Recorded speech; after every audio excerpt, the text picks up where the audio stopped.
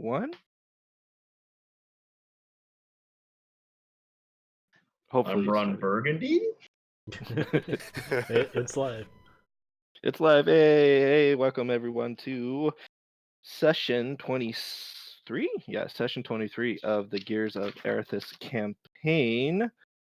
This one will be titled, once I find my damn notes, The Waking Sands. Hopefully, you guys get over there. Let's go down the line and do a little bit of introductions. Starting off with Casil. I am Casil, a human paladin, and my name is Patrick.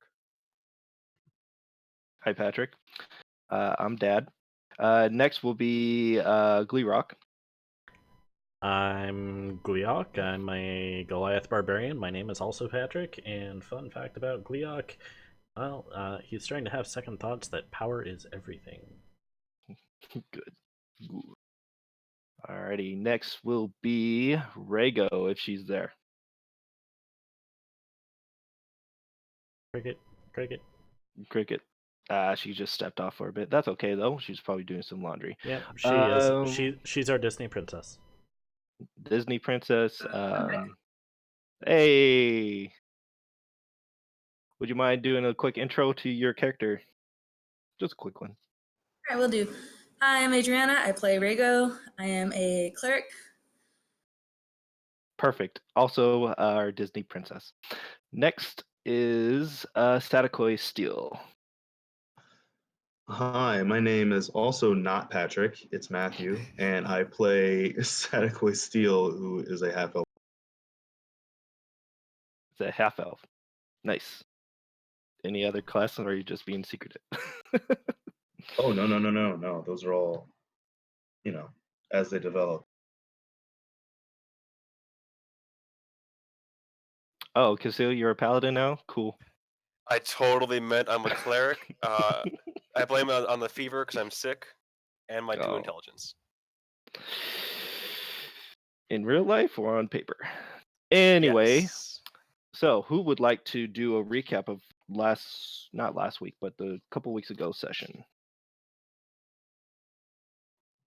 I got it. I got like 6 pages of notes. I'm not even kidding. Get it. Yeah, you're kind of the best record keeper here. I've been lazy. All right. So we begin session. Wait, you said we're on 23? Yes. Oh shoot, hold on. Oh, there we are. All right, so we begin session 21 with the ending of session 20 being us confronting Unrock. He's a dragonkin, looks to be mid-30s, completely ripped, like he never missed the gym.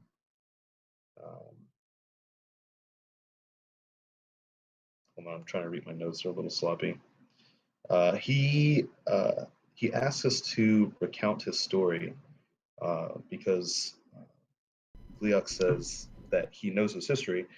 So we recount his story a bit, and I performed a couple of minor illusions as Gleok recapped it. And at the end, the mural in his chambers was distorted by magic. And Unrock seemed uncertain about what happened next. He mentioned Tordok and his betrothed Shino. Tordok, his general, who was loyal and his best friend, but had mixed emotions about him. He was loyal, but sometimes not? Question mark. He mentioned that he wouldn't listen. I told a huge lie about his history about the end of it, which he knew was a lie, and tells us he was poisoned and began casting a spell, which we had no control over. Dib and myself immediately were enthralled by it and walked towards the picture and entered it a la Super Mario 64, and we lost consciousness. He has Kissel and Gleok also entered the photo. Gleok was in the pit. So we were transported in the mural to the actual arena that we discovered several sessions ago. And my character awoke and she found herself being pushed through a hallway of humanoids that had scales instead of skin and being pushed in one direction and all speaking Draconic. Her skin was dark but not kind of pale white. hands looked feminine. I already mentioned she was a girl. What was her head? Sadakoi was in the stands. Unrak was in his throne at the very top with Shino beside him. And I wrote down, I even highlighted this, that she was a 10 out of 10 by Dragonkin standards. Cassell makes his way through the crowd to try and find the king's quarters. He was a passerby. Gliok's character in the pit was fighting a basilisk.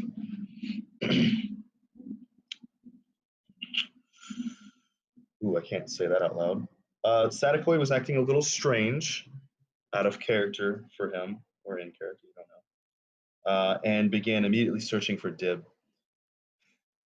Cassell continued to play James Bond and tried every single which way to enter the VIP area and ended up posing as a servant, where he gained access to the servants' quarters. I know it seems a little disjointed, but that's because like 9 things were happening at the same time and we kept jumping back and forth.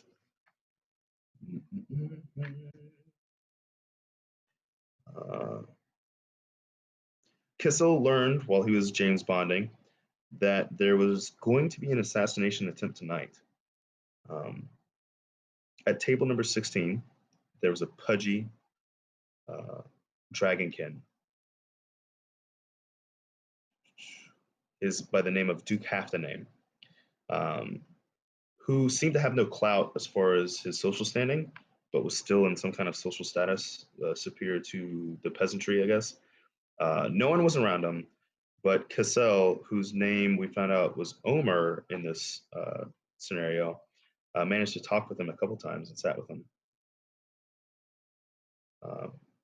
He mentioned that he was from Del Costa, and during this time, it was a place that did not exist.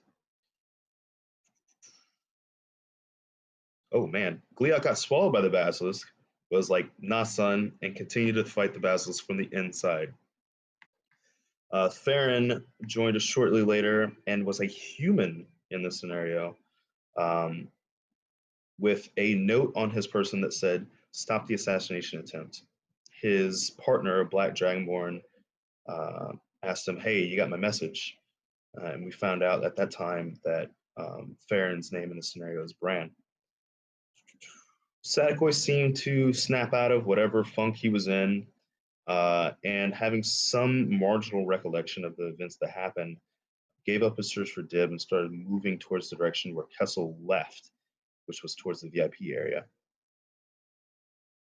Kessel then, in the VIP area, found a unladylike individual at a table with a gentleman with a rose on his lapel. And the gentleman begged Cassell, do you have anything for the Duchess? Because this unladylike individual was actually Dib, and he was gorging himself on every bit of food that they could bring him. Dib stops eating, ends up following Cassell around. Rock Lee is Gliok in the scenario, as the crowd begins cheering for him while he's fighting this basilisk, which he then defeats. Unrak stands to toast the festivities and to celebrate Rock Lee's victory, to which he drinks and passes out. Oh shit. That was the last. Oh man, that was way back. All right, sorry. So he dies. Chaos ensues. We hear the sound of metal echoing through the arena. The vizier urges everyone to stay calm and that no one can leave. The entrances become guarded. Everyone's talking about what they've seen. The guards begin blocking everyone's exit. They begins to realize that they are no longer praising him and begins climbing up out of the arena towards the throne of Unrak. Gliok grabs a broken javelin and uses it as pittance to scale that arena wall. And he appears before Sadakoi, who recognizes his new visage and attaches to his legs as Gliok's character continues to scale the arena with Sadakoi firmly secured to his body. Casil's still in the top row listening to the whispers of the privilege. Dib is, and I underline this, freaking the fuck out, trying to get food, and is full retard by a guard. Full Nelson's, sorry, full Nelson's by a guard. Cassell tries to calm Dib, but Dib enters wrestler mode and drops the steward and puts him in a headlock. Cassell distracts him with some food, ends the conflicts, and distracts him. Farron, in this scenario, is with his Dragonborn companion. When the guards approach him, he says, "We seem to be a little late, like that time in Burrell," the Dragonborn says to him. And he continues, "We have orders, and if we can't stop it, we have to find who did it." They then both head towards the arena, flashing some weird medallion around their neck, which I suppose was their credentials. The lead guard queries them on why they're here. They are not interested in their presence unless they are involved. To which Farron lies and tells them that they are paid professional investigators. And the guard answers, "You've already been paid," and then arrests them. Story shifts to Rego and Tejan. I went to the bathroom during that part, but I assume they ended up making their way into the ruins, and then they were transported into our same scenario. But Rego is a guard with one pauldron on her left shoulder, which signifies that she is a higher rank, a lieutenant, in fact. She was summoned by another during this, and she follows them, where they've contained two subjects that they want her to keep an eye on, the Dragonborn and the human. Leok recognizes Sadekwe. He begins to allow him to follow. Guards are following us as we make our way up to the VIP area with Unrock. I then convinced the guards that I know medicine. I put in here and underlined, I didn't. I also convinced them to take us to the VIP section, both of us. We get attached to Rego, who recognizes us and just kind of escorts us there.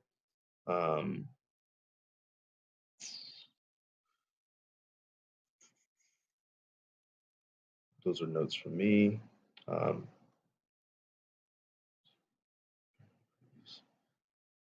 Kissel, still with Dib. Duke, half the name, is happy that someone is spending time with him. Stewart got his nose broken, a black eye from Dib. He casts healing word on the steward.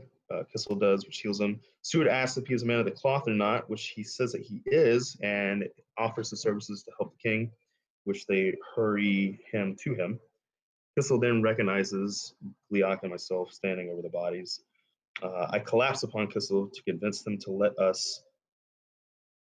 Oh, that's blurry. Let us. I don't know what that says. But we get to the king's body, and Shino is crying over the king's body, and there's a goblet on the ground, some wine left in it, and vomit near the body. Shino seems hopeful that we can save him. Kissel, unfortunately, knows that he is dead. D-E-D, double dead. I go to investigate.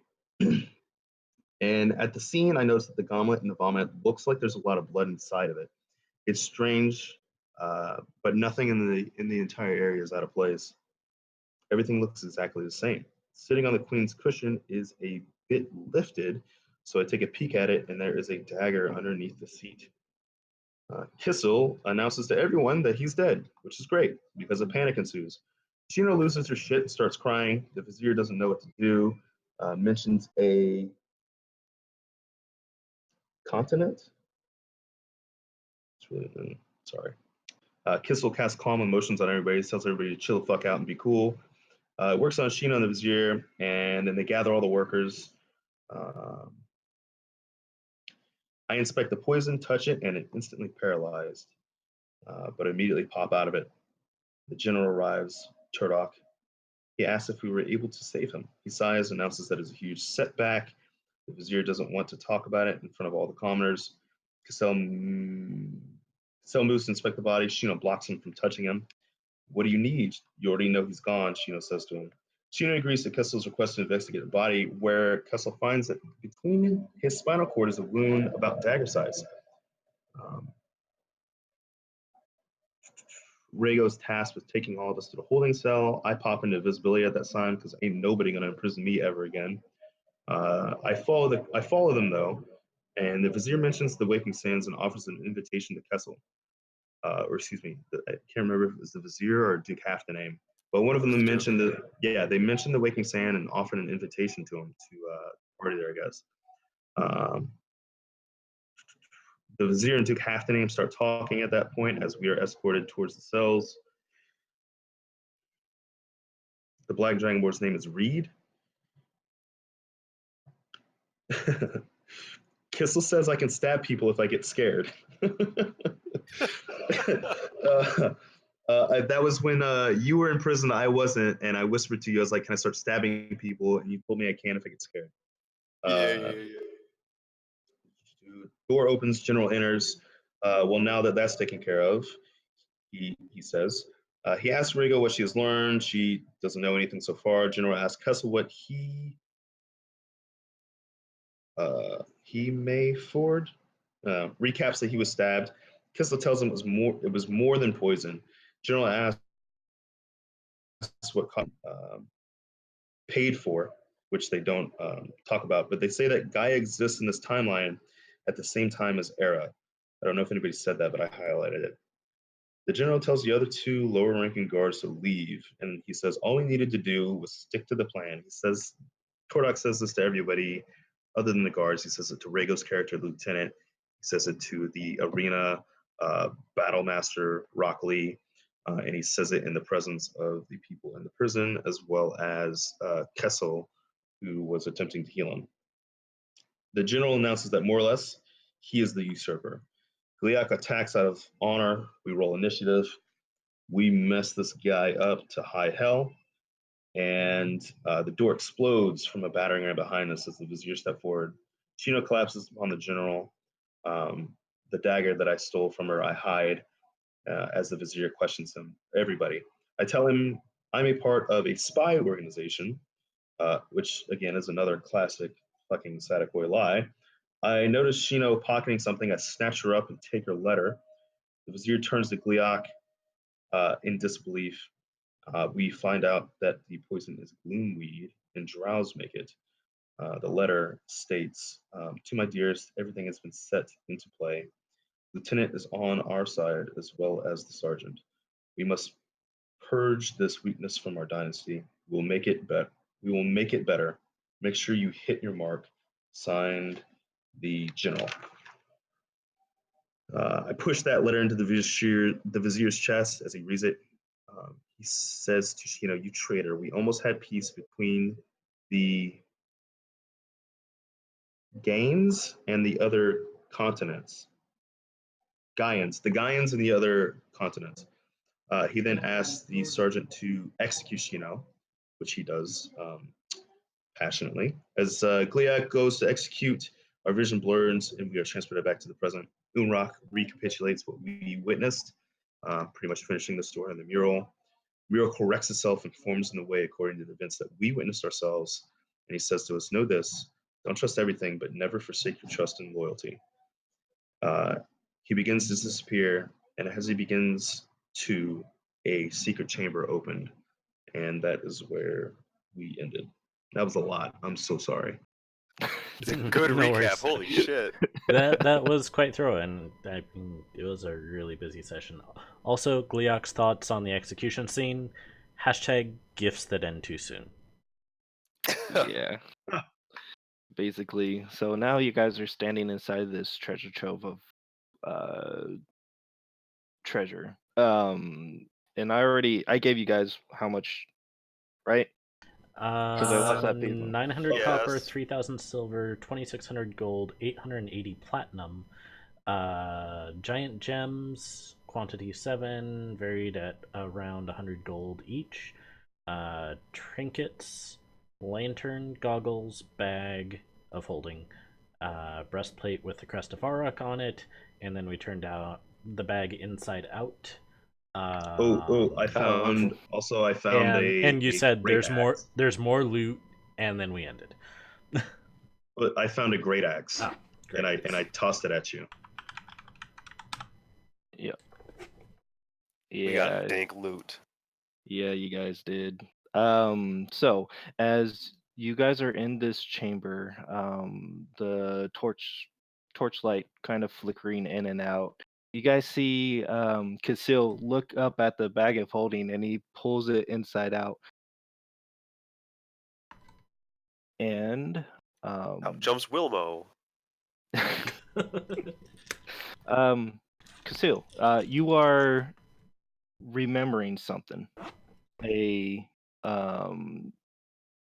As you said before the group, of what Book said to you. And this is kind of like a little bit of a flashback. And you hear her voice coming in as it's almost picture clear on this event that happened. You hear her say, "Now, Casil, are you paying attention? As you are currently in the mess hall of um, the Death Blossoms." What? Yeah. I'm paying attention. Of course I am. Did you have another long night with Timothy? Yeah, there was a party came back and they were pretty fucked up. Oh, I hope all is well. Okay, I just need some sleep. Oh, well, this is really important, especially if you're going to go out on different assignments. And she pulls out this same looking bag. She actually pulls out two of them. One of them has just a stoic face on it, and the other kind of has a crooked, toothy smile on it. And she goes, "Do you know which one's this one?" As she points to the stoic one. Uh, bag of holding. Bag of holding.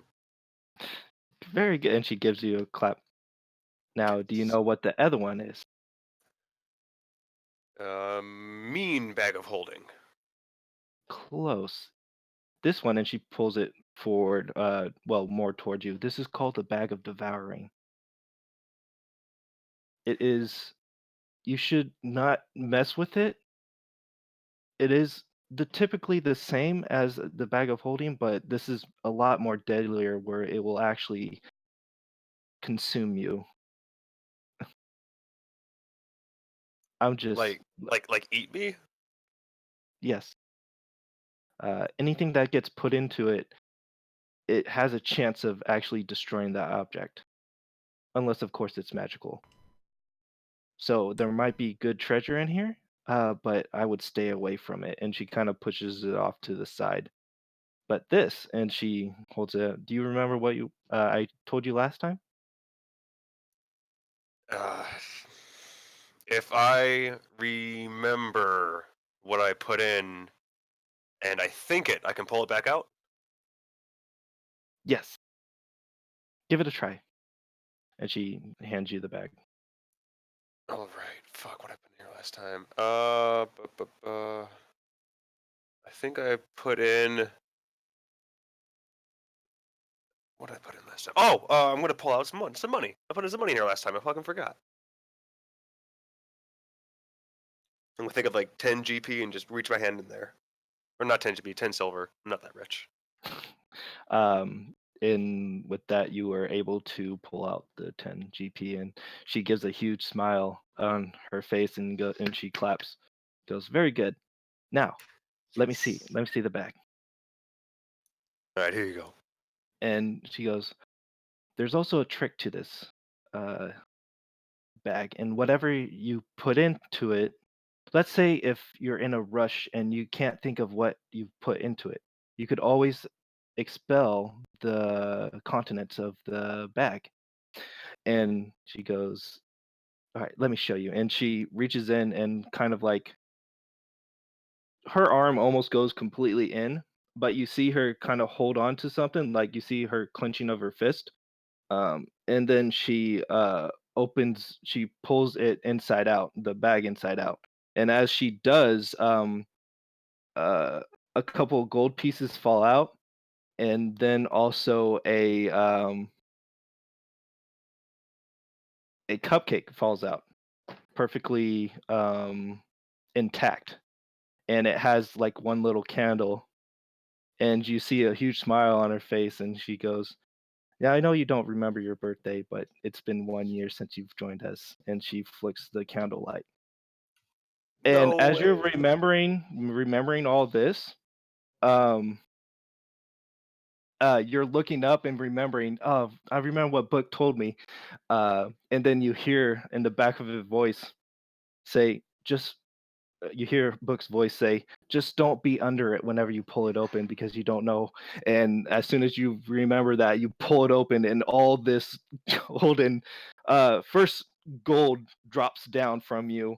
About 40 gold pieces hit your face as it just pummels you. And then after that, another 500 silver pieces just pummels you even more. Everyone is seeing this happen as another 900 copper pieces is falling on top of Casil. And as the bag keeps dumping the gold out, eventually you guys see 4 diamonds just pummel his face, as well as a couple of potions drop too. About 3 of them. They look red in color. As well as, and as he thinks that it's all done and over, this rope kind of just slaps him in the face, as well as a couple of arrows. As he's dodging the arrows, about 5 of them hit the ground. And then when he thinks it's all said and done, this um, split mail just slams him to the ground. And this split mail actually looks familiar to Rego. But we'll get all to that after everyone sees what just happened. I start getting all the money out of my hair, looking around. Found some more stuff for us. I'm still sitting on the hoard that we found with the goggles on, and I take one of the gold pieces and I just throw it at him, and then I take another one and then throw it at him. This is the thing, right? Is this a celebratory thing? Is this what I we're try and supposed to catch him do? with a bag of holding. Try to like cornhole that shit and catch it. Gleok just kind of sits there and juts his lower jaw forward and just like just taking in the sight. Just oh boy. All right. So the contents again, you got from the bag of holding there was 900 copper pieces, 500 silver pieces, about 40 gold pieces, 4 diamonds, Mhm. and you give the worth about maybe 50 gold pieces each. 3 potions. They are, as you kind of swirl it, it has like a red shimmer to it. About 5 arrows that look well crafted. Um, it's a long 150-foot long rope. Looks to be made out of some type of silk. And this armor that looks to be kind of looks like it looks like what Rhaego was wearing during the when she was in her dragonkin form. It has 1 pauldron. It's light as you guys are lifting it. It's light, and it has different, just the same design as one of the guards, or as her, and it looks to be split mail. Okay. That was that hurt a little bit. That gold is it's like rocks hitting your head. Not fun. I throw Oh. another gold piece at his. Did he take any damage? Yeah, did I take Oh. any fucking like falling damage or anything? 3 points of bludgeoning damage. I have a fucking black eye now. Cool. Yeah, basically the pauldron just slaps you in the face and knocks you to the ground. Well, that was something. So What do you got over there, Zanakoi? What'd you find? Besides gold you're throwing at me. I throw another gold piece at him. I already, well, I already gave the big guy the axe thing. and I got these glasses, and I poke them with my finger. And no daggers, though. No stabby daggers. Those glasses helping you see better or something? Like, what are they? I don't know. Just cool glasses? Yeah, they look pretty cool. Well, I mean, this was the fashion empire. He did rise the ranks through his good looks. That's right. That's right. That is true. Yep. From slave to fashionista. Yeah.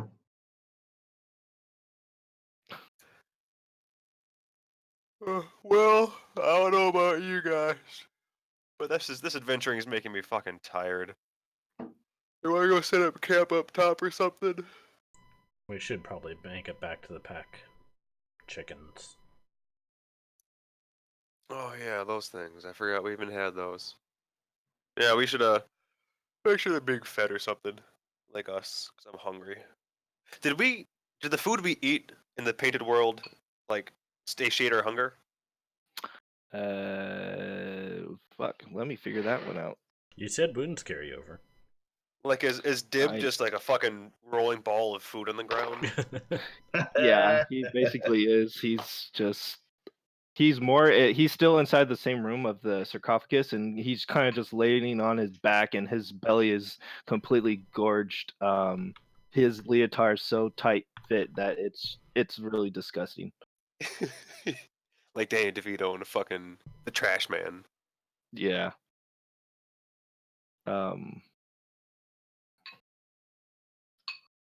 So that's about it. So you guys are, if you guys eaten anything over there, you're fine. But any of the other items wasn't carried over. Okay.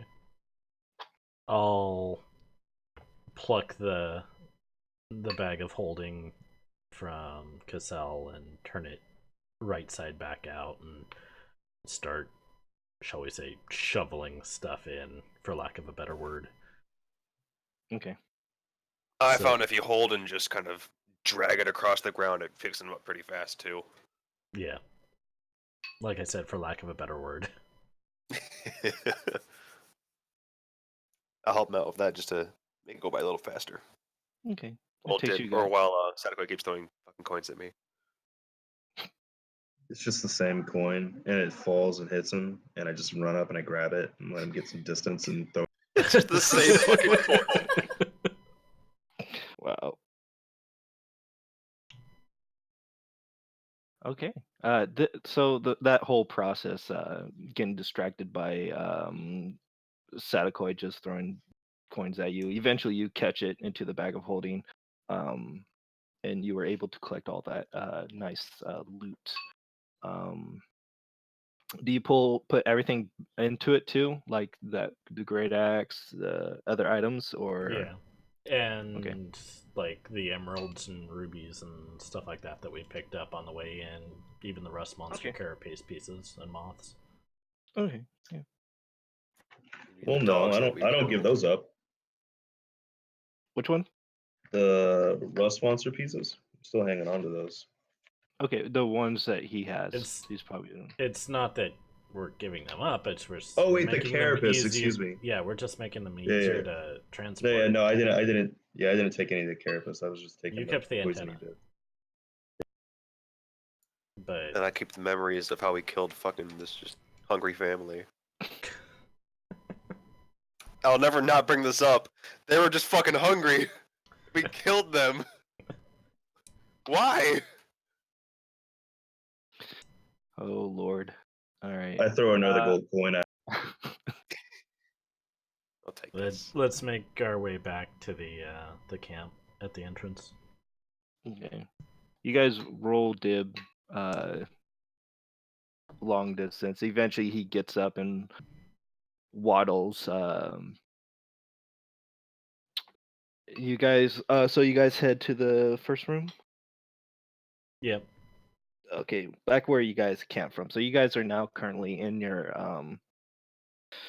the opening, or you guys close that off so that the wind doesn't and the heat doesn't bug you. Yeah, we did. So all right, so you guys are in there. What do you guys do? Feed the boko. Yeah, Okay. for Yeah, one. and rest. And technically, All right. we're gone all of what, like 15 minutes or something. Basically, so probably about maybe an hour. Yeah. Yeah. Not long. Mm-mm. Not too long. So you remove the debris away from the door, and then you go outside. The Bocos are just kind of doing their own thing. A couple of them are running around. Um, they're still staying in the vicinity, but you guys are able to feed and water them. Oh, okay. So, yeah, it's still. I believe I gotta get better at setting time. So I'm gonna say it's around 2 o'clock in the afternoon. We've got to wait for nighttime anyway, so we might as well go long rest. Works for me. I'm just going to sleep because I'm tired. Long rest? Long rest. Are you guys Who setting wants to up a take watch? watch? Uh, well, I'll take one. I'll take the morning watch, like the last one, basically. Okay. On my watch, I want to be not dictating, I guess, transcribing my thoughts and notes in relation to the gloom weed about how it was sticky, it caused paralyzation, the consistency of it, smell of it, etc. To try to reproduce it later, much later probably, but I want to make those notes now while they're still fresh in his mind. Okay. So you spend time doing that. Who's going first watch? I Me? can. Oh, okay. Okay, that's fine. So we'll do just 3 hour watches. Well, 8 hours. 8 divided by 3 is something. Okay.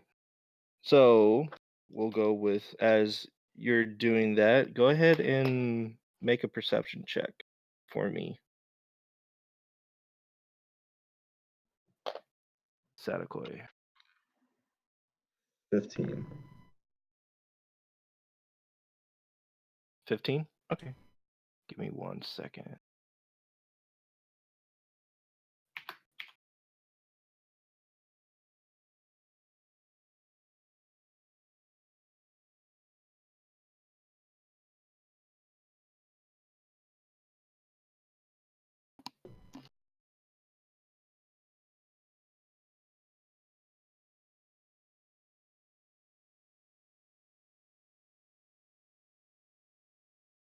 Doing some stuff right now.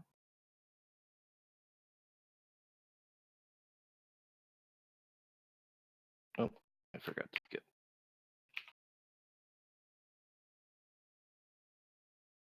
Oh, it didn't fucking save. Cool story, bro.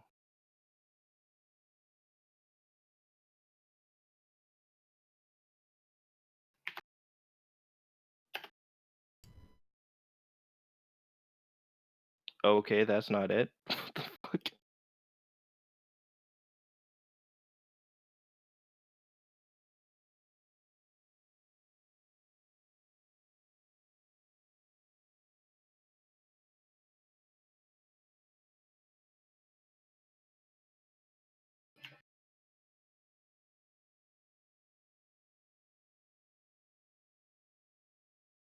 Okay. Fuck.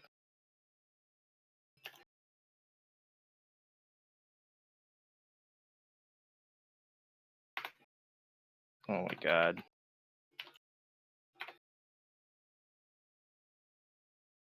All right.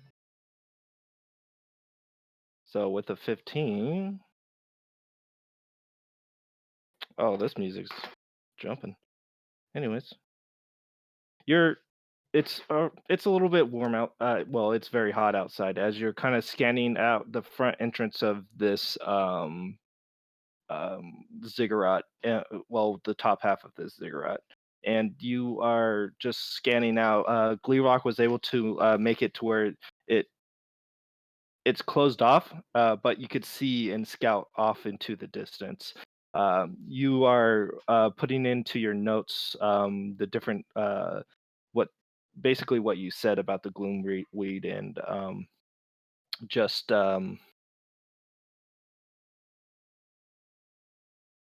it's already at 1%. And every so often you look up and look off into the distance, and you don't see other than the Bocos kind of just doing their own thing, running around. You could see one of them actually has some type of lizard in its mouth, and two of them are chasing after it as it's. These guys seem a little bit self-sustained. Other than that, your watch is actually pretty calm.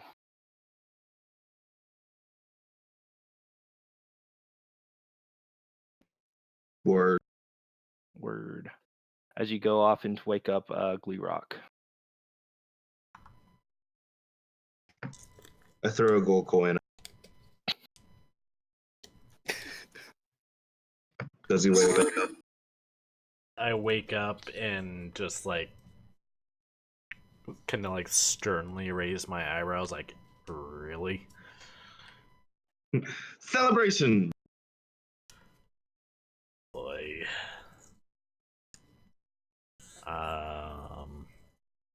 20 on perception. Awesome. Are you doing anything else while you're on your watch? Do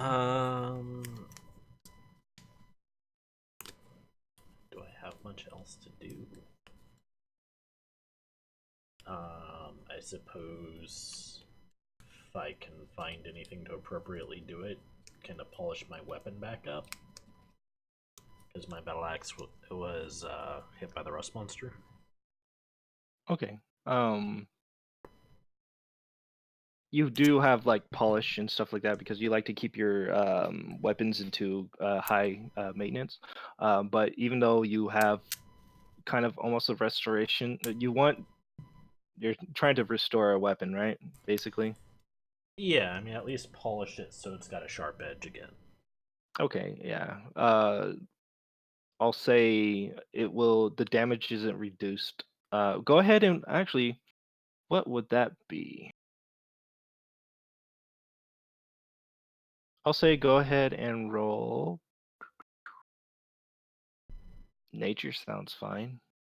Roll nature to see if you are able to do that. Or survival. I don't know. Yeah, survival. I was would be thinking survival, probably. Yeah, make a survival check. Back. 7. 7? Yeah. Yeah, even with your knowledge of how to keep your weapons maintained, it's really the rust got to it really bad.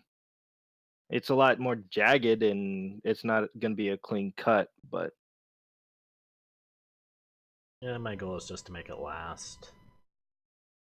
And like I said, get the sharp edge back so I can roll a whole die as opposed to try and math it out. yeah. Yeah, but unfortunately, it's just, and with your perception check, you were more, I'll say, you were more worried about getting ambushed than you were maintaining the weapon. So that's why it was a shoddy job. Yeah. Eventually, you see that it starts to grow a little bit more darker outside, and your watch is finished. Nothing else is happening outside other than the birds are relaxing and kind of sleeping. Yeah, okay. All Did we right. have a watch after me, or were we just doing 2 4-hour chunks? Was there a final one? I have the last watch. Okay. I'll wake him up. All right.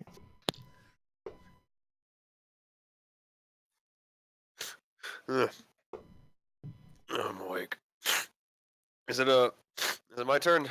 Mm-hmm. You see anything spooky dooky up there? And just shake my head. Give him a good old thumbs up. Alright, I'm heading out. I'm I still. walk upstairs. I'm kind of still stewing over the fact that I didn't get to stay in the vision long enough to execute the bastard.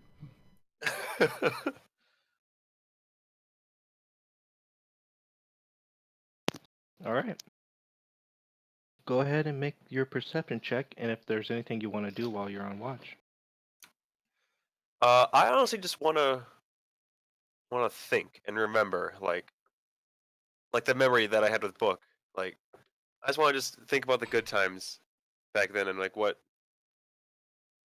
like being with people and like family felt like again. Okay. But that's a natural one. Hell yeah, start that off right. Your Don't head see explodes. shit. Yeah, fuck Yeah. yeah, fucking dead. Too much happiness memories. Yeah. Oh, sorry. Ooh. My phone started freaking out. I was not expecting that.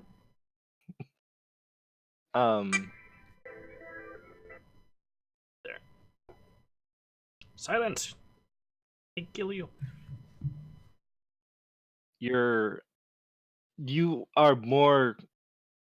Yeah, you're deep in thought.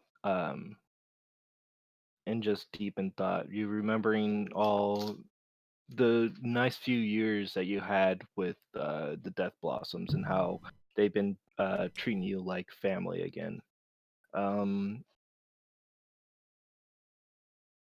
Something that hasn't happened in a long time.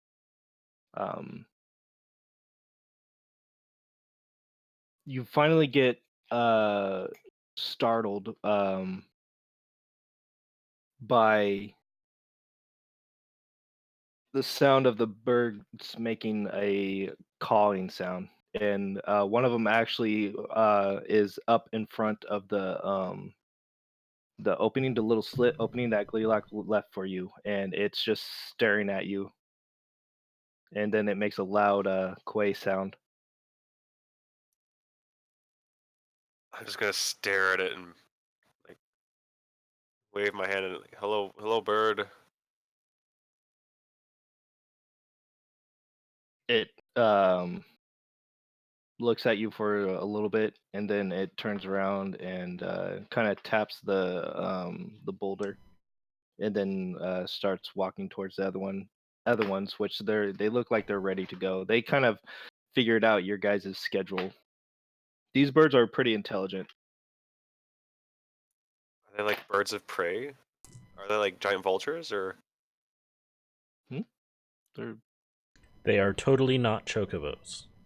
yeah. Oh, those things. Okay, I thought it was different birds. I thought you were talking about like You some thought vultures it- came down and were just like staring at me like, oh fuck. Hi bird. No, it's one of the bocos. Good to go. Good to go. I'm like, hi bird. Damn, I thought it was We'll like be scripted. ready soon. You go and wake up the crew. Everyone has a full rest, and I recommend that the clerics make sure you guys prepare your spells for the day. Yes, I'm doing that right now as we speak. Did it already. Did it already? Did you add your cantrip? Yes. Okay.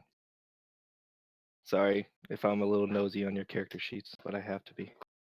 No, it's fine. Thank you. So, the night is young. What do you guys do?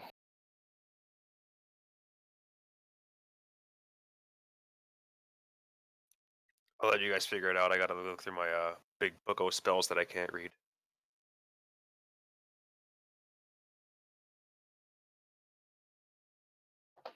I guess we just start trekking, right? Okay. Alrighty.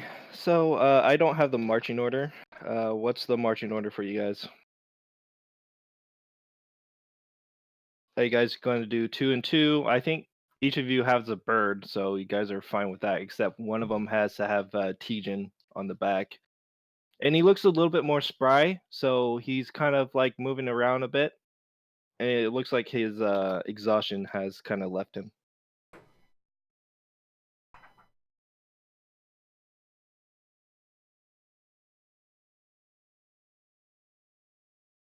Yeah, and Dib doesn't have a bird because you guys were cheap.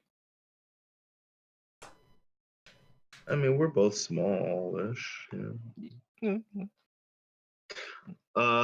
So marching order. I will be in the front. And today I want to change my was it my glamour weave? I want to keep the same style, but I want to make it to where it could fit the goggles that I'm still wearing. Are these like what when we say goggles, are we talking like 8th grade science class? Or like what?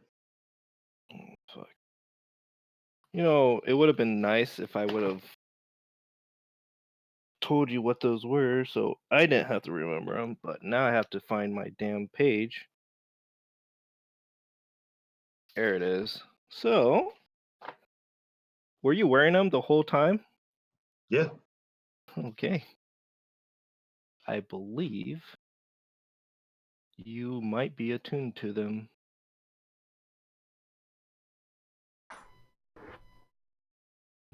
Where's the not creations? I want to see a browse magic. Okay. Oh, I touched my fucking owie. Oh my god. It burns. Your boo You boo. touched your owie. Yeah, no, it sucks. Fucking low constitution having ass. Yeah. Shut up. Maybe I won't tell you what these are.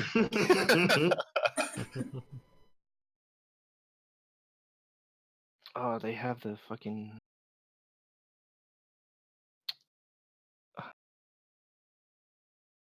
Oh my god.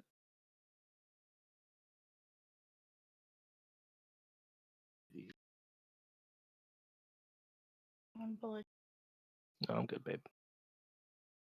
Let me know if you. Hi. Oh my god. I'm just gonna go to your fucking thing. Hit refresh. Refresh. Refresh. Refresh. Refresh. Alright. I'm just gonna throw it inside your inventory. KK.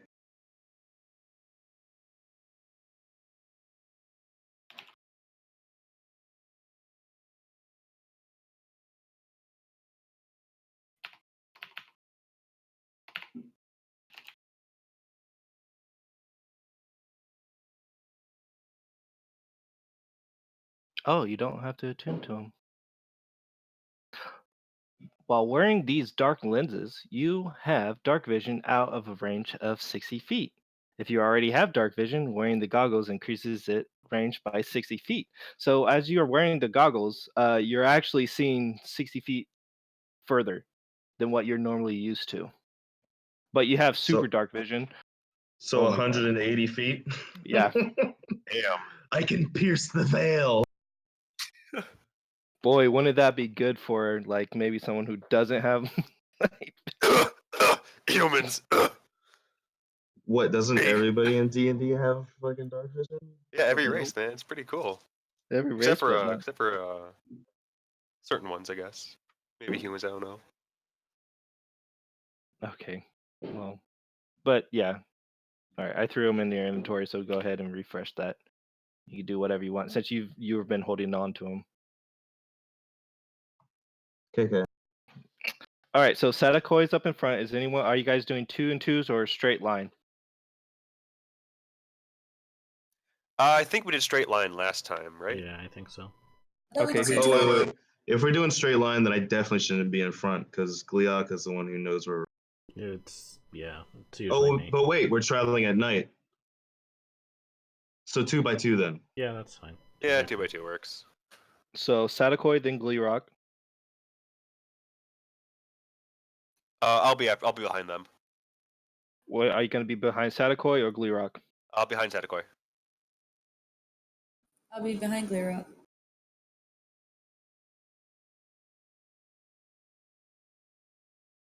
Okay, so and then we'll have Farron in the back. With Tijin. With Tijin.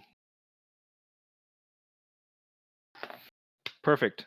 All right. Now, so Sadakoi and Gleerock, you guys will roll for the random encounter chart because we still have that. Let's see what you guys get into this time. Okay, roll 1d8 or 1d12, either one of you guys. One or the matter. other? Yeah. One or the other or both? Well, you both. You guys have to roll both because it's a bell curve. Okay, so D12's a 4, D8's a 5. Total? Total would be a 9. 9. All right. You guys lucked out.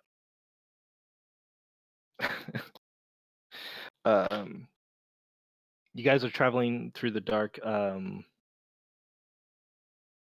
As you are following this sand, it's not really a sand path, but eventually you guys are getting heading towards all the dunes and stuff like that. The night is a little bit chilly, but with your guys' warm weather gear and all this other stuff, it's actually it's a nice ride.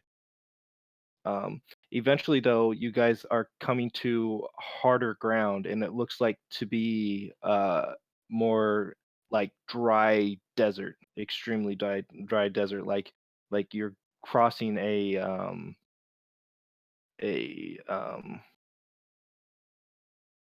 a old lake.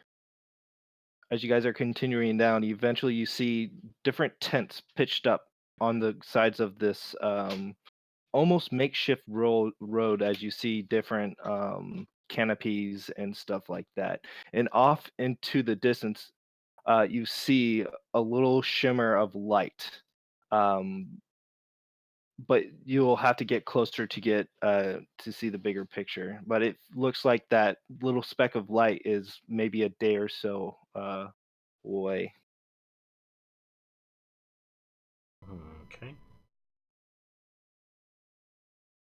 Well, a day and a half. As you continuing traveling, eventually day breaks,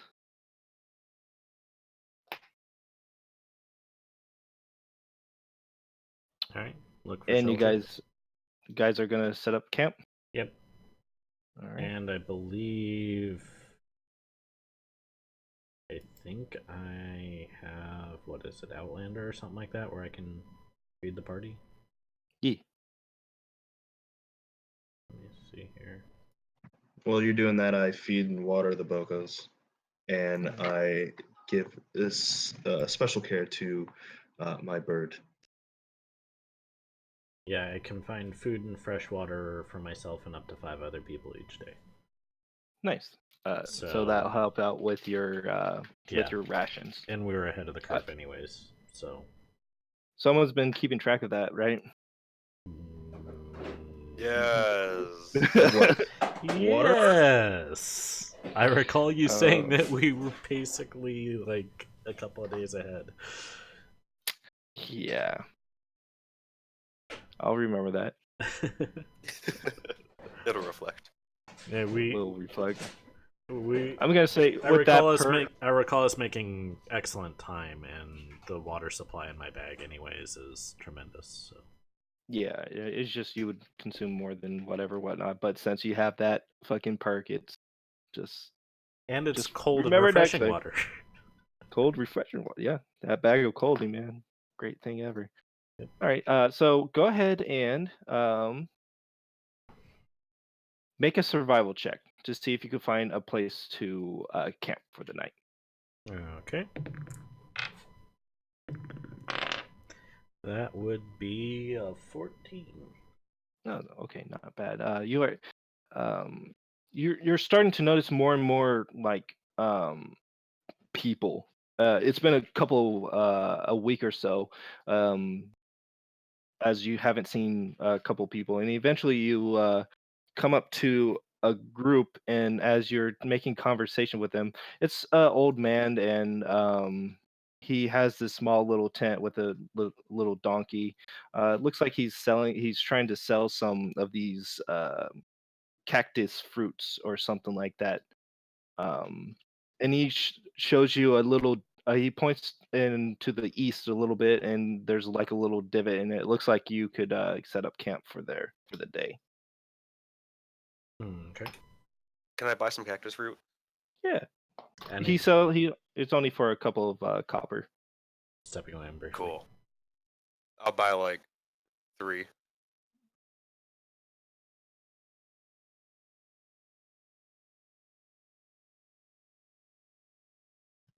I Okay. hear sound. Is that music? Is that the music? I think it's from the Yeah. playlist. I was like, what the fuck? We'll go with that. You guys are almost in town anyways. So you guys decide to set up camp, and it looks well guarded. So the playlist is terrible. I can't skip it. Oh no. This fucking music though. Good thing he has it muted. We're gonna keep it. I like it. All right. So you guys set up camp. Is there anything you guys want to do before you guys decide to do watch? Eat some cactus fruit. It is a little tangy, but satisfying. Oh. It kind of looks like a green dragon fruit. I take the other 2. And you guys want some of this cactus fruit? It's actually pretty fucking good. Ooh, me. I'll throw him one, a whole one, for you and Dib.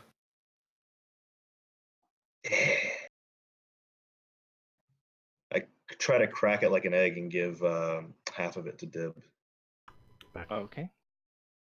So you peel it open, and it first is kind of a little bit pungy, almost like a durian fruit, right? Ooh. Durian. Durian, yeah, a jackfruit. But eventually, it's not too pungent. But as you take a bite, it's nice and refreshing. Dib scarfs it down, and he's like, "Oh my god, boss, I haven't had this in so long." Where are you from? Everywhere and nowhere. He looks at you. Whatever, That's Boblin. cryptic. And I start eating my. Boblin was my brother. Okay, he was an asshole.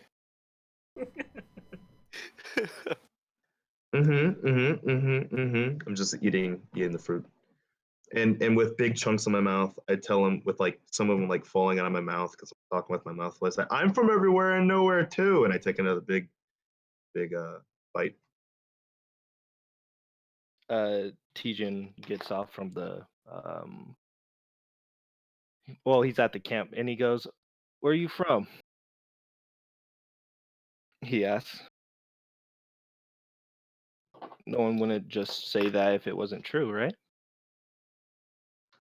I shove a whole bunch, like I pretty much devour the entire thing, and I put it all in my mouth. And just so you know, for DM, I start recanting my story a little bit, but it's completely inaudible because there's so much food in my mouth.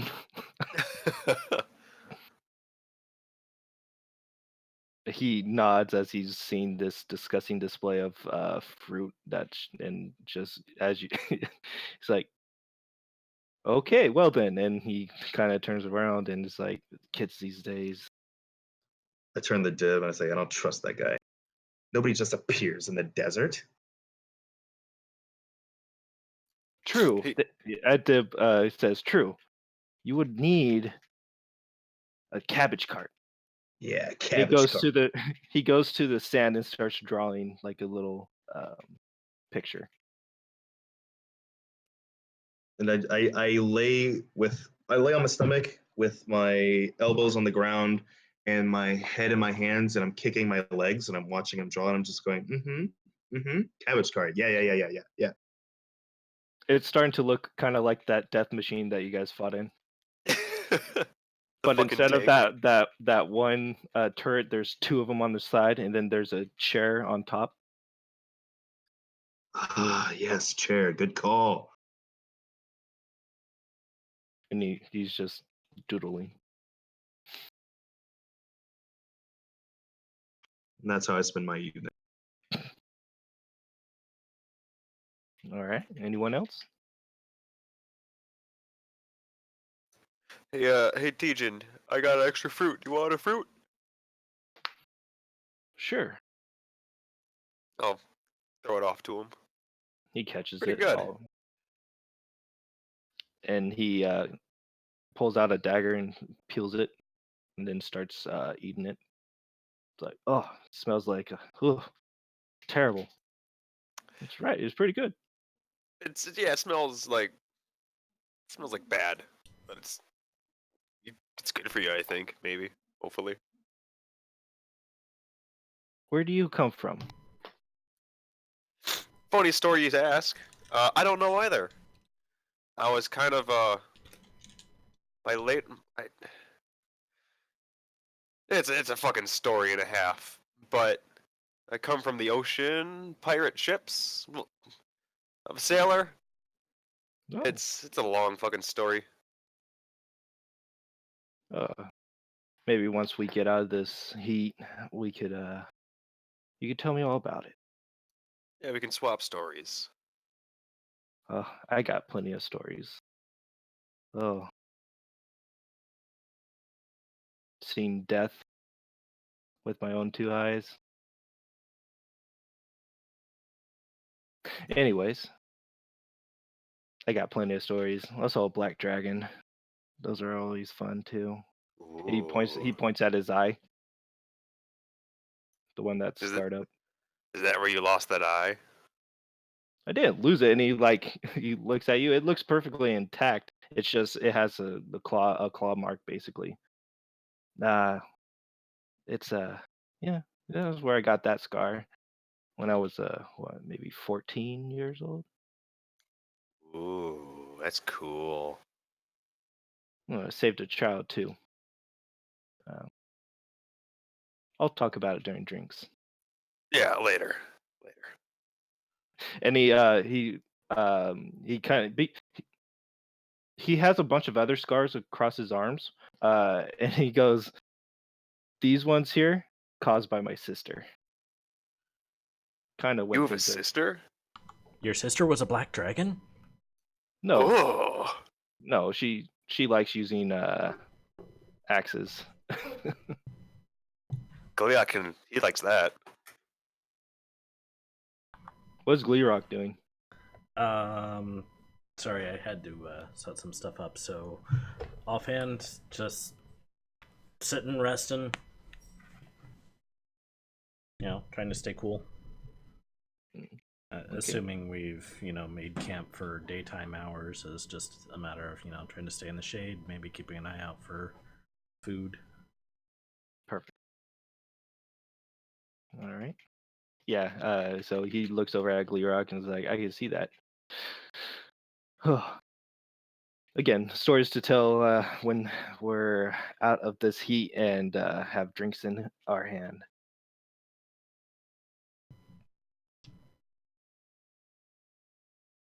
All right. Anyone else doing anything?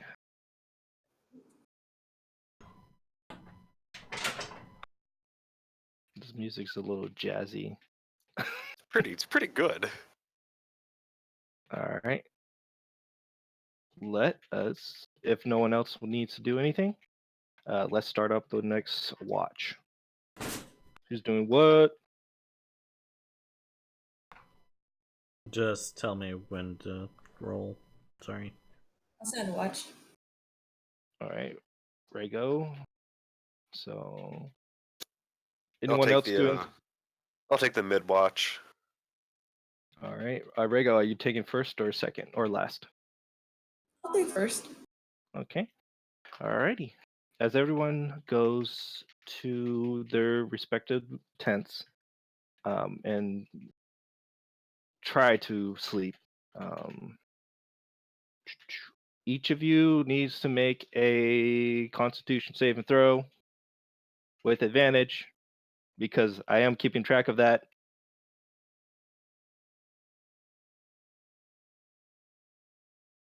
18.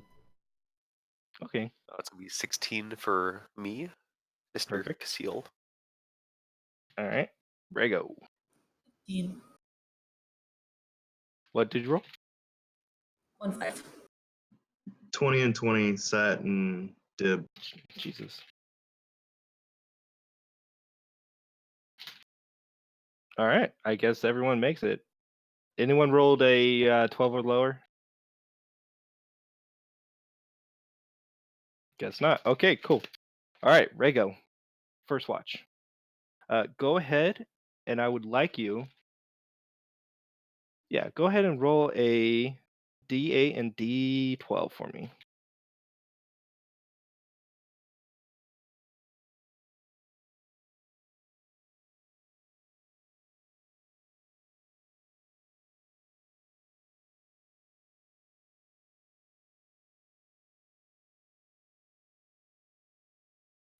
What my number? Huh? No, just for Rego. This is just a one-time roll. Since she's first watch, I'll let her roll for it.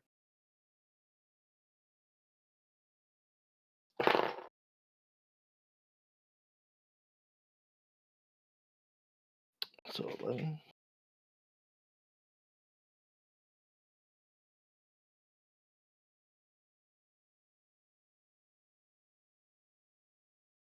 Oh, nice. I like this one. Okay.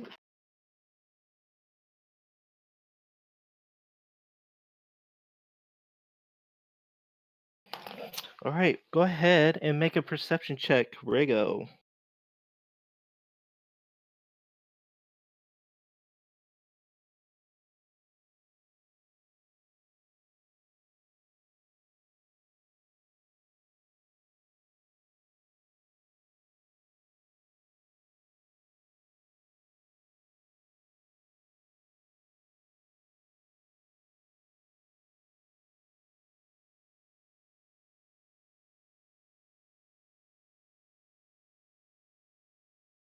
Perception.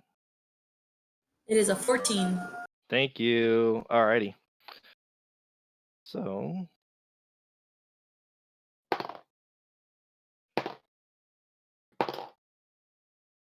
Okay.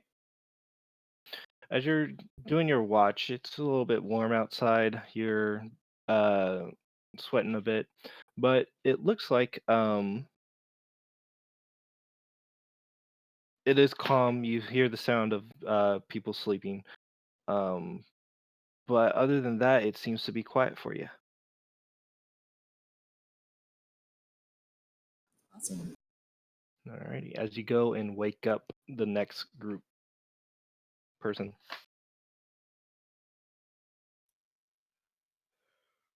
Is it that time already?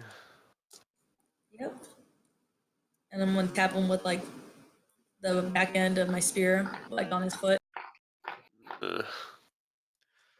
Did you see anything creepy deaky out there? No, not really. Cool. I'll be up on doing watch now. Have a good night. Get some rest. Wave my hand and then head off to my tent. All right.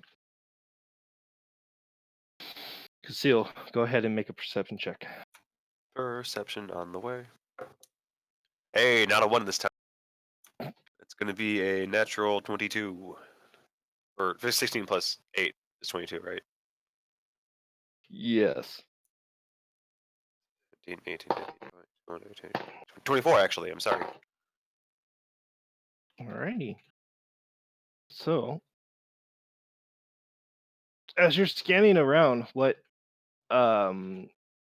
you see off into the distance, you see 4 individuals on camelback, and they're maybe about 250 feet away, and it looks like they see you, see your guys' little camp, and they look like they're trying to avoid you.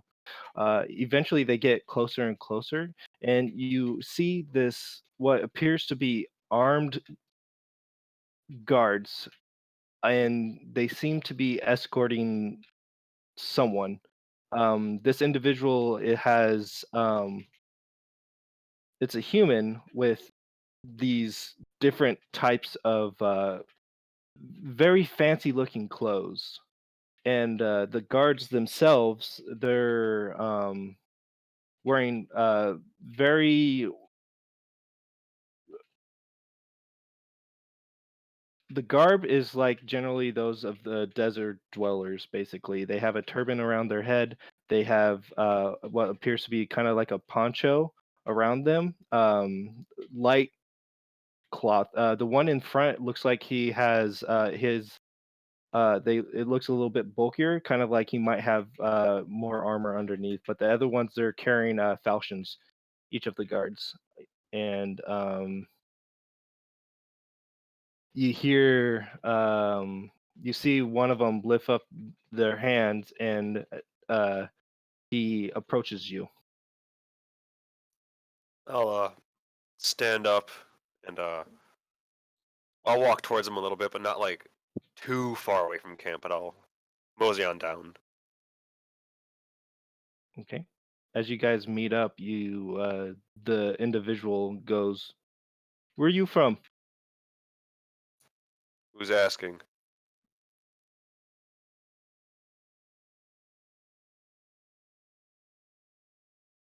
Oh, forgive my rudeness. I am Zed, mercenary Alright. and paid guard. I just came up here to see if you're gonna cause any trouble. Well, good afternoon, Zed. My name is Kessel, and you'll expect no trouble from us. We're just trying to catch some sleep before we move on at night. Where are you heading to? Out of the desert, or, well, out of the nothingness that is the desert. You? Have to escort this noble, and he kind of shuts up at a second. He's just like, he doesn't seem a little bit too bright, but he looks to be like a strong individual. And he closes his mouth and is like, I'm about ready to say way too much. I can tell there, friend. All you need to know is if you're going to cause us. All I need to know is if you're going to cause troubles. Do you need directions? No, we know where we're going. Um, something, something, Peter Pan reference, straight on till the morning. I forgot how Very the well. reference goes. You guys know where you're heading to? Do you need help? With your Mr. Not a Noble Noble? Nah, but fair winds, traveler. And he gets back onto his camel, and they give you guys give you a wider berth, because he obviously, since none one was given enough information to any of them, they start heading back to where you guys came from. I just kind of watch them as they leave. Make sure they actually do leave. Yeah, you watch them and you see them kind of go over one of the sand dunes and disappear out of sight. Alrighty. I do want to do one thing on my watch. Got it. I want to cast Sending and send a message to Book. Okay. I'm seeing if I can do my 25 words right now, typing it up.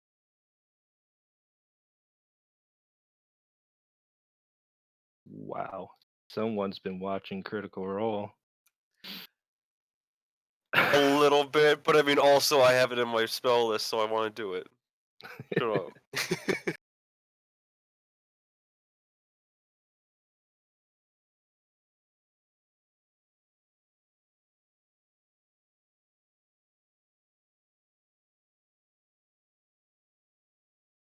Alright, checking the length right now. 18 words. Fuck yeah. Alright. It's gonna be, hey, it's me. I'm safe. Are you safe?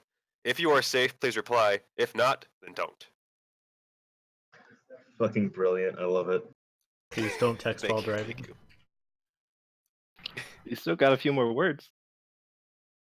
I have exactly 19, 20, 22, 24. 6 words. Oh, fuck. What can I do in 6 words? Then that's where it cuts off. Yes. It takes you a moment, and you hear kind of a familiar voice, and she goes, "Oh, you finally learned that spell or used it. Um, we're fine. Construction on the keep is going well. Um,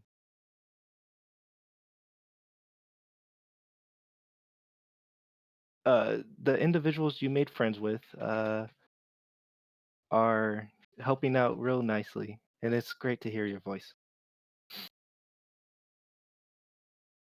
And that's what you get. Cool. After that, I'm just gonna do my watch like normal.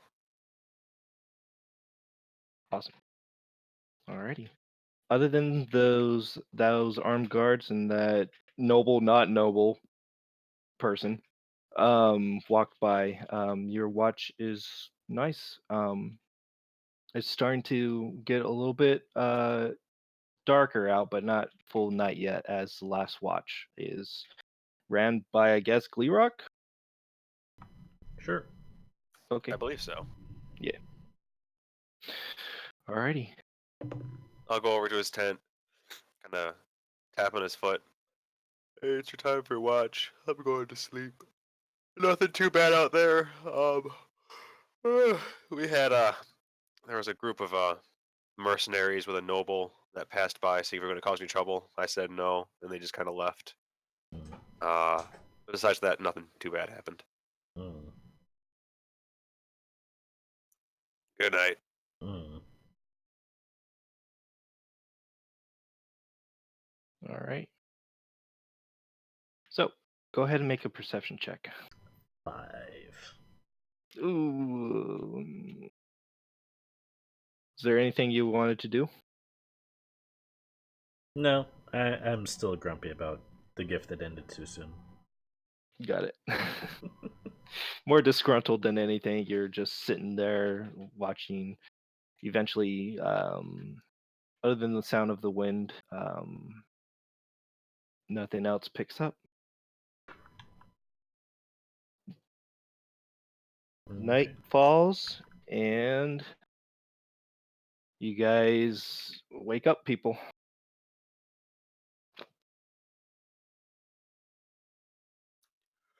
Is it time to start moving now? How close are we to the to the town? We're what, like a day out? Yeah, you guys are one day out. You guys, if you guys push, you guys should be able to make it during at daybreak. Okay. Nice. Nice. Well, let's be on our way. Alrighty. So Gleerock or Satakoi, go ahead and roll one last time for the random encounter. Reach. 11 total. Oh. Okay. So since 11 was the last one, guess what? Look at that. Look who we walk into. It's That Wilmo. that awkward It's moment. fucking Wilmo. That awkward moment when you say farewell to someone and start walking in the same direction. Oh, I had that happen. I got Yeah. chewed out by a fucking staff sergeant. It was fucking great. What? You said so long and then you followed him? So I was getting my ass fucking torn by the staff sergeant for something that was his fault. And then we walk in the same direction to the same fucking mini mart, and I hold the door open for this asshole. He doesn't even say thanks. What a dick. Awesome. Anyways, you guys travel off into the night, and as you guys are heading towards, eventually you find what appears to be like a path where it kind of like it's hardened sand and dirt, and you see other people are traveling through to a couple of carriages and a couple of stuff as you see this almost beautiful looking city off into almost like it's a diamond in this harsh environment as you see this magnificent looking palace on top of this city built on almost like sandstone or marble and stuff like that. Eventually, you guys see a couple of post signs to it points to Waking Sands. You guys made it as day finally breaks. You guys are about maybe 500 feet away from the main gate, and these gates are tall, and it looks like it. A couple of people are getting are the carts are getting pushed through, and you're seeing a couple of these same. Well, Casil would know these same individuals. They look like guards basically, and it's the same attire that the other people were wearing, escorting that noble, not noble things, and they're like randomly picking people um, to stop and look and ask, "Why are you here?" Basically, and with that, um,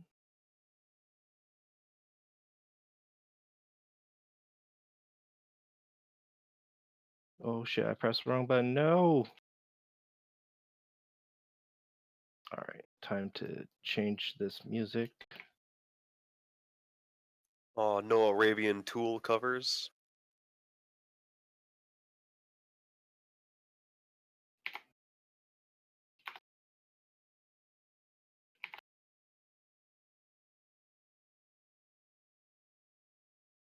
I got you, fam. Don't worry.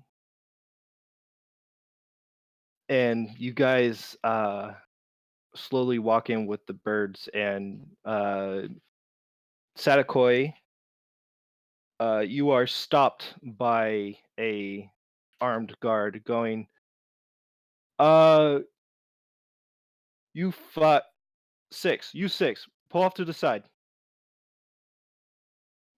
Why? We're doing a spot check. Please, to the side. I look over at Gleok and I whisper, "Stabby stab." I'll shake my head. I'll maneuver towards the direction that we were indicated to go to. I turn to the guard and I say, "Fine," and I move the rest of my. Okay. A couple more guards, two more guards kind of not fence you guys off, but kind of push you to the side because after Sadakoi said that, the other two felt it was more important to go after you guys than anyone else. But they go. The main person asks the whole group, "Where you hail from, and what's your business in the Waking Sands?" We're on guild business.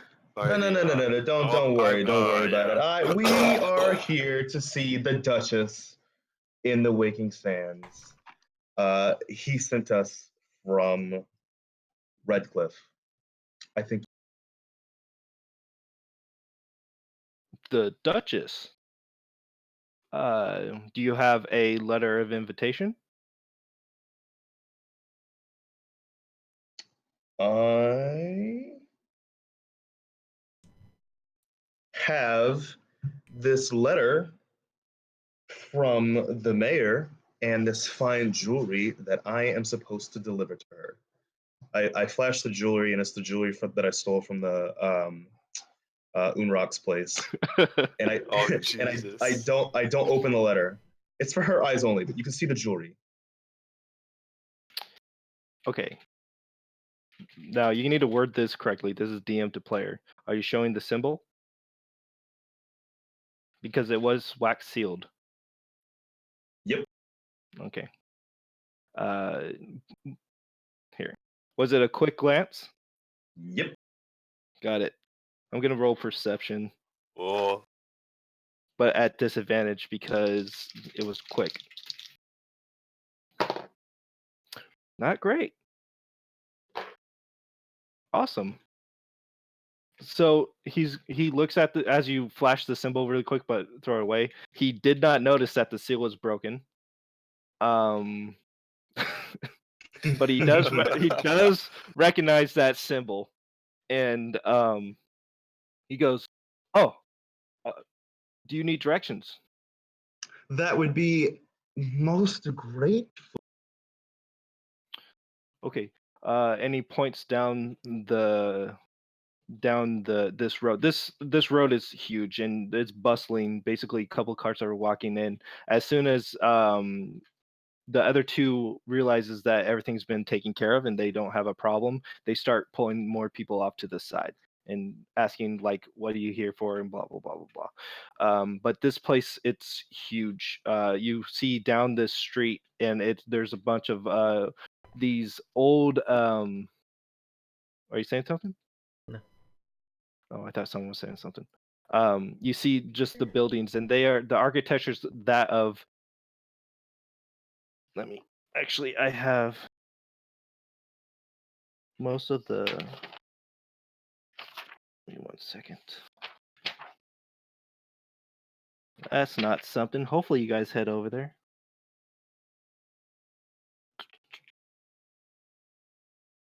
All right. So, you see most of the houses or the architecture. You see most of them are Arabic in nature, but you also see those of like draconic nature too. It has a bunch of statuettes of dragonborns, and it's a weird mixture of the human architecture and also dragonborn architecture. It's quite fascinating to see. But the guard is actually pointing down this road, and you can see different people already have like shops made up, um, hawking their wares, and he goes and he points down quite a ways, and this is a really big city, like huge. And he goes, if you follow the path down this way, you will eventually hit um, the market areas. Right now, you're currently at the bazaar, but once you hit the rock, and he goes into detail on where to go. He basically says if you make a right, you'll eventually hit the noble district. And the Duchess's house is hard to miss, and he kind of looks at you and um disgustingly as he says that. ooh. Um but if that is all, good day. And he turns around and walks off. Oh, and he also tells uh and he points a little ways, about 120 feet, you see a place where stables. You see a stable stuff. You could stable your birds over there. We try not to have live animals around the city. They make a mess. Please stable your birds over there. Oh, yes, of course. We sure will. Thank you so much for your help. Uh, Player DM, was it discussed at me or discussed for The what? the look of disgust that the guard had? Not at you. At the like he almost vomited in his mouth when he says you won't miss it. In other words, it's Uh, gaudy and she's probably promiscuous. Or they're crucified so in front. I tell him thank you, and I say, yeah, look, I don't want to do this either, but I appreciate you giving us the direct. Very well. Please continue on as he ignores you. I want to pull one of the guards to the side real fast and ask him a quick question. All right. You see a female guard, and it's one of the ones that was kind of like flanking you guys, and she just finished talking to a person with a bunch of cabbages, and she goes, well, Oh if you no. could set up over that way, and she is dark complexion and like that of she's very tan with I'm gonna say almost a reddish hair, and she's human, and she goes, can I help you?" As she finished pointing to where the cabbage person um is going. And what's your passive perception? Because this is gonna get hilarious in a second. An 18. Okay, you notice as he is finished talking, he nods to the guards. He looks up and he sees Dib, and he's looking at Dib as he's continuing going forward, and Yes. he's staring at him. I fucking knew it. Almost with a shock of horror on his face. And then he hunches down, and you could almost hear him say, "No, you can't.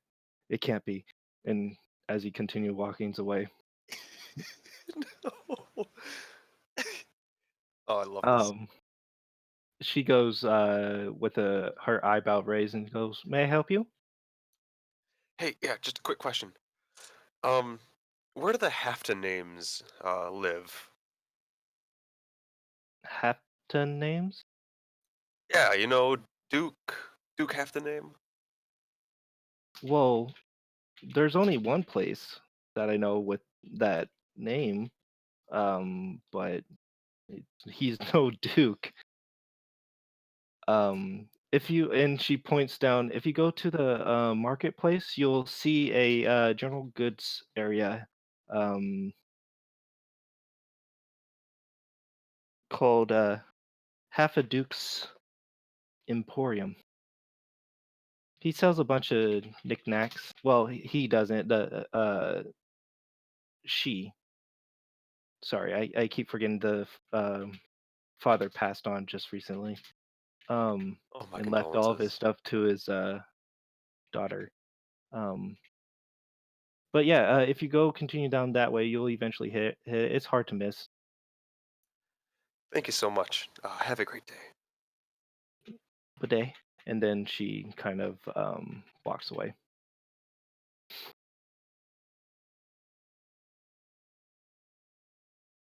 All right.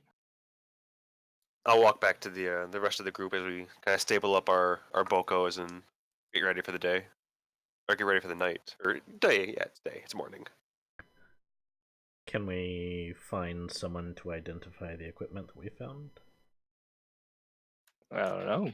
All right. So Before I pull everybody together, I say, guys. I had no plan for that. I had no idea that was going to work. Why do you keep letting me say things? I mean, it's worked out so far. We'll let you keep doing this until it doesn't work out and it turns really bad for us. Oh Until then, man, just you wait. I don't want that to happen. Honestly, I don't want to wait and see what could possibly happen. Well, here we are. We here. We are now here. What do you guys want to do? Do you guys want to quick shack up, or do you want to buy some shit, or eat, or drink, or both? Eat and drink, and buy shit at the same time. Buy shit drunk. It's All always of it. fun. We should probably identify what we've got. And I would actually like to do a little bit of shopping if I can find what I'm looking for. Drunk shopping or regular shopping? Regular shopping. I like drinking in the evening, Not a big day drinker. and I'm largely overdue. It's probably another reason that Gleok's grumpy. Not enough booze in the desert. What a better fucking occasion, man! Come on, well, quick hop in. We'll have some drinks, get like 1 or 2 to go, and then we'll go shopping. It'll be easy, quick, like 1 hour at the most. First round's on me, I promise. Let's drink in celebration this evening. What better? We just made it to the desert. That's a celebration enough. I want to get drunk. Zadako, are you down? I throw a gold coin at him, and I throw my hands in the air and say, "Celebration!" See, he's down. Let's do it. I'm gonna walk my way towards the nearest pub or nearest drinking joint. All right, so we got to put everything into consideration, like a timeline, because you guys still have the birds. All the guards did was recommend that you put them up for stabling. So you guys need to do that first. Well, yeah, we have to do that first.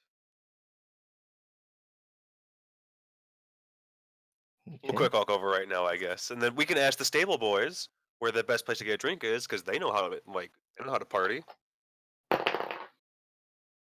All right.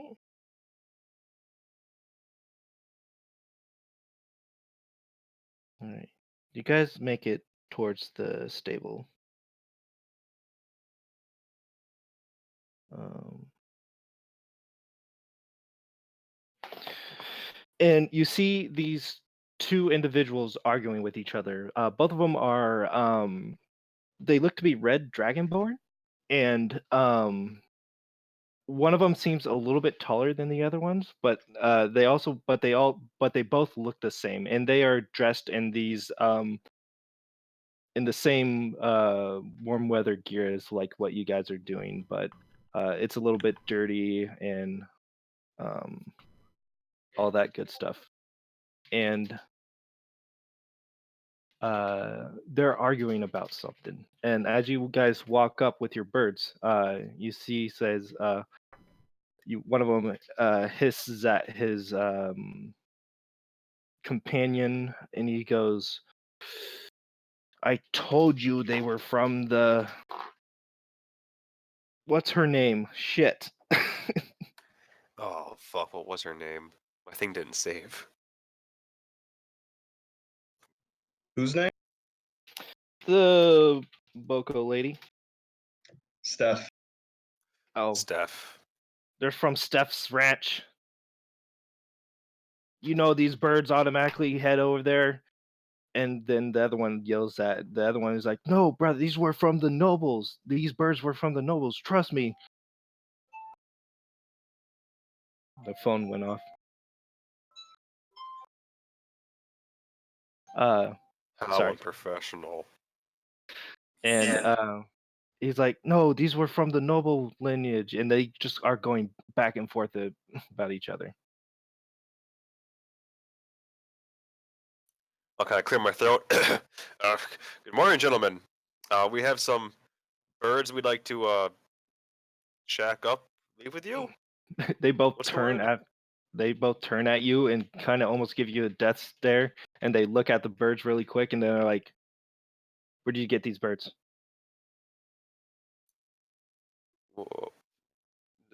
Why? The other one goes, "Oh, because someone misplaced a bunch of them." And he's like, "Brother, it wasn't me. They ran off. They're from Steph's ranch." But the paper, and he pulls out the paperwork, and he's like, they're going back and forth again. You really shouldn't say that you lost your clients' birds in front of new clients. Is there another place to put these birds up besides you two? They turn at you and say, "No." Well, excuse me. You Princess. deal with this, brother. And one of them walks, the tall one walks off, and goes, "Welcome to the Waking Stables. How may I help you?" Some birds for you. How many do we have? 4? You guys? think- 5. I think we You have guys have 5. 5. Yep. We got 5 birds for you. Is there anything you need to know? You need to tell me about these birds. Are they yours, or did they come from Steph's ranch? They're rentals from Steph's Ranch. Thank God. Okay. So we have a deal with Steph, and basically we could hold these birds, but once the time's up, that's it. I reach into my pocket and I blow the. Oh no. You see all the birds kind of perked up for a little bit, and they look directly at all of them, like at the same. It's kind of weird. Look directly at Sadakoi for a second, and then after a few moments, they continue doing what they're doing. And you see the lizard folk goes, "Oh, so you paid for the insurance?" Uh, in that case, um, you could stable these for. I'm guessing that was, and he kind of rubs his lizard chin, and he goes, "It's gonna cost you 20 silver pieces for the lot to stable them." Is that 20 per night Oh, or 20 total? well, I'm assuming they have another week or two, correct? Yeah. 2 weeks. 2 weeks?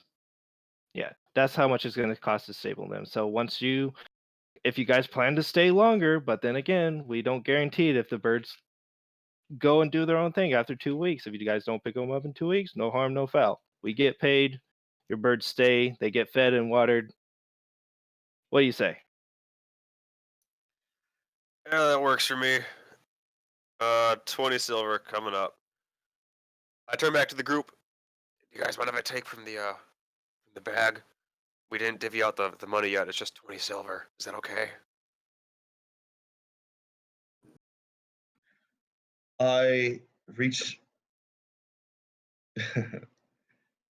I reach into my pocket and I pull out 20 silver, and then I throw it at him.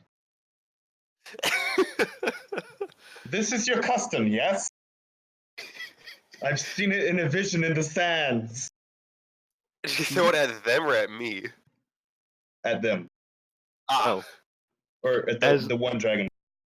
yeah, as this guy's pretty like he's tall and he's built like a dragonborn. As the 20 silver just slams him in his chest, he looks down and he looks at you for a second, confused. He's like, "No, we're not barbarians. I'm Oh. sorry. I'm so sorry about him. I'm, I've got What it. is wrong with your friend?" But that was I thought that was the thing. That was what you did. I'm so confused. I thought It's this only was the right thing. I'm just trying.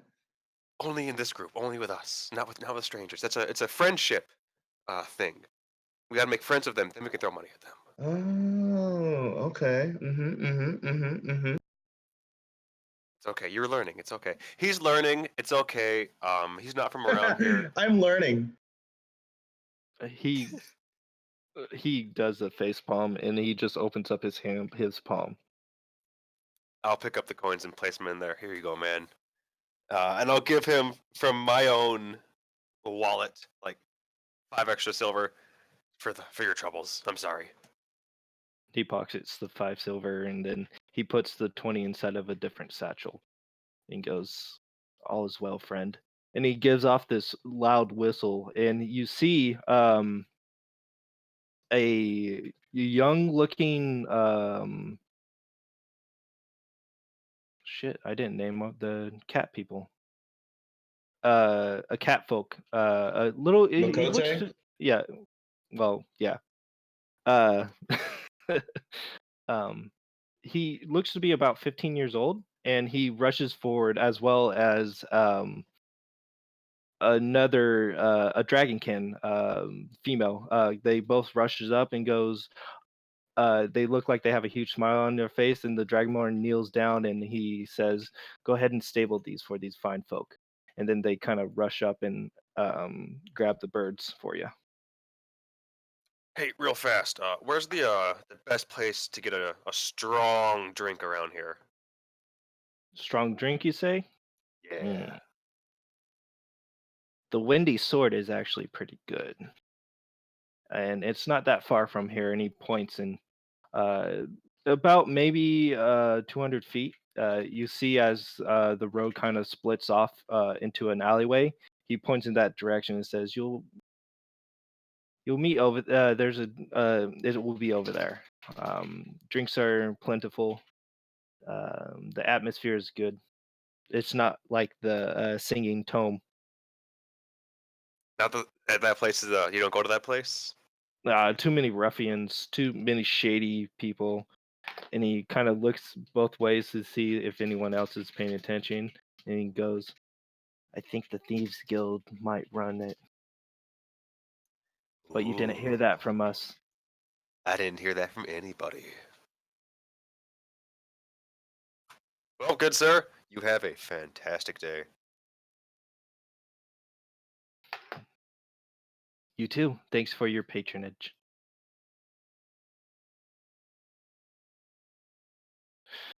All right. Yeah, I'm getting to it. Go. Well, excuse me, princess. Anyways, um, Wendy, sword, and he just mentioned two. Obviously, this city is big enough to have multiple bars or taverns. The next one was the singing tome. I'll go back to the group. All right, guys.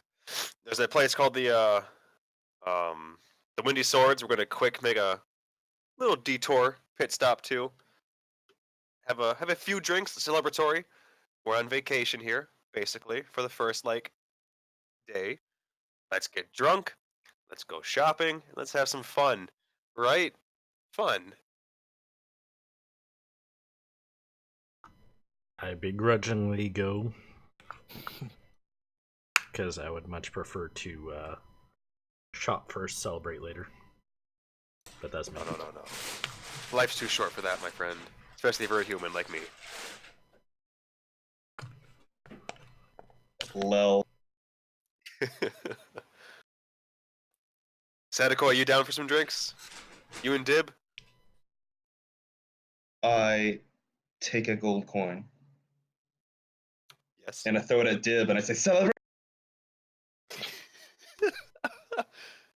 Make a dexterity saving throw for Deb. Acrobatics, actually.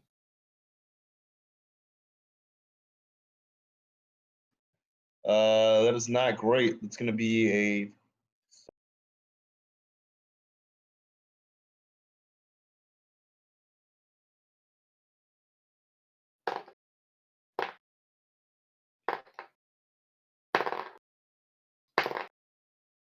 It's a lot of dice. That is a That's lot a of lot of dice. damage. You killed Dib. No, I didn't hear the number. Oh, 7. Oh, it hits him square in the forehead, Oh, poor Dib. and he picks it off from his forehead and he puts it inside his leotard, and he goes, "Celebration!" and he starts waddling in the direction. Yeah. All right.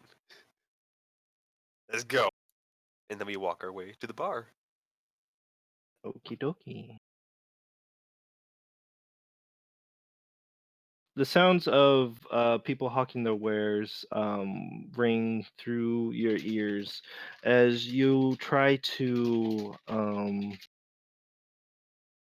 head towards the direction. Some of the wares catches your eye, but most of them is more of like food items and um, all that, and you completely ignore it. It's kind of like walking down in Japan and those people trying to throw their fucking cards at you, and you're just like, shut up. Yep.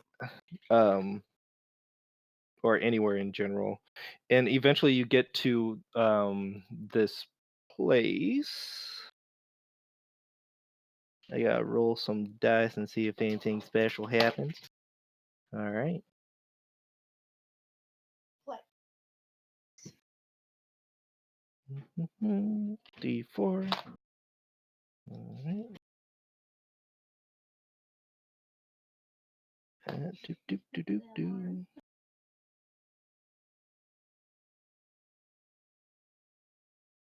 Sorry about this. I'm testing out this new random generator. It's all good.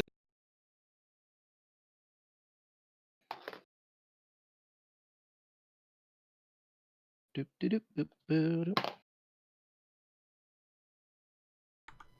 I hate to do this to you, but what are the names of the other 2 Goliath herds?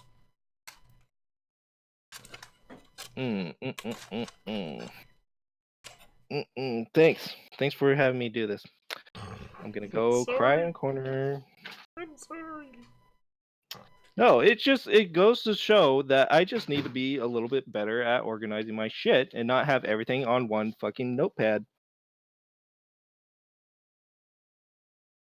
So if you guys have any ideas on how I could do this, please let me know. Oh, I know. Fucking buying more notepads specifically for different fucking herds. All right, you have the Burning Maw and the Bleeding Tongue. Gotcha. You are a part of the Thunder Fists. And these are herds that are around these general areas. There might be more. You've heard rumors about more of them in the eastern part of this continent. You guys are basically west, southwest right now, currently. Now I gotta get back to what I was doing until I was rudely interrupted. I'm joking, by the way. Don't hate me. Oh wait, so many notes. Oh my god. I can't wait until you guys go to Mag's Bog.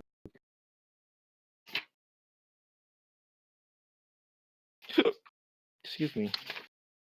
Do. Bag of holding loot. There we go. Alright. I think I got everything I needed for that one. Yep. You guys, since it's basically early morning,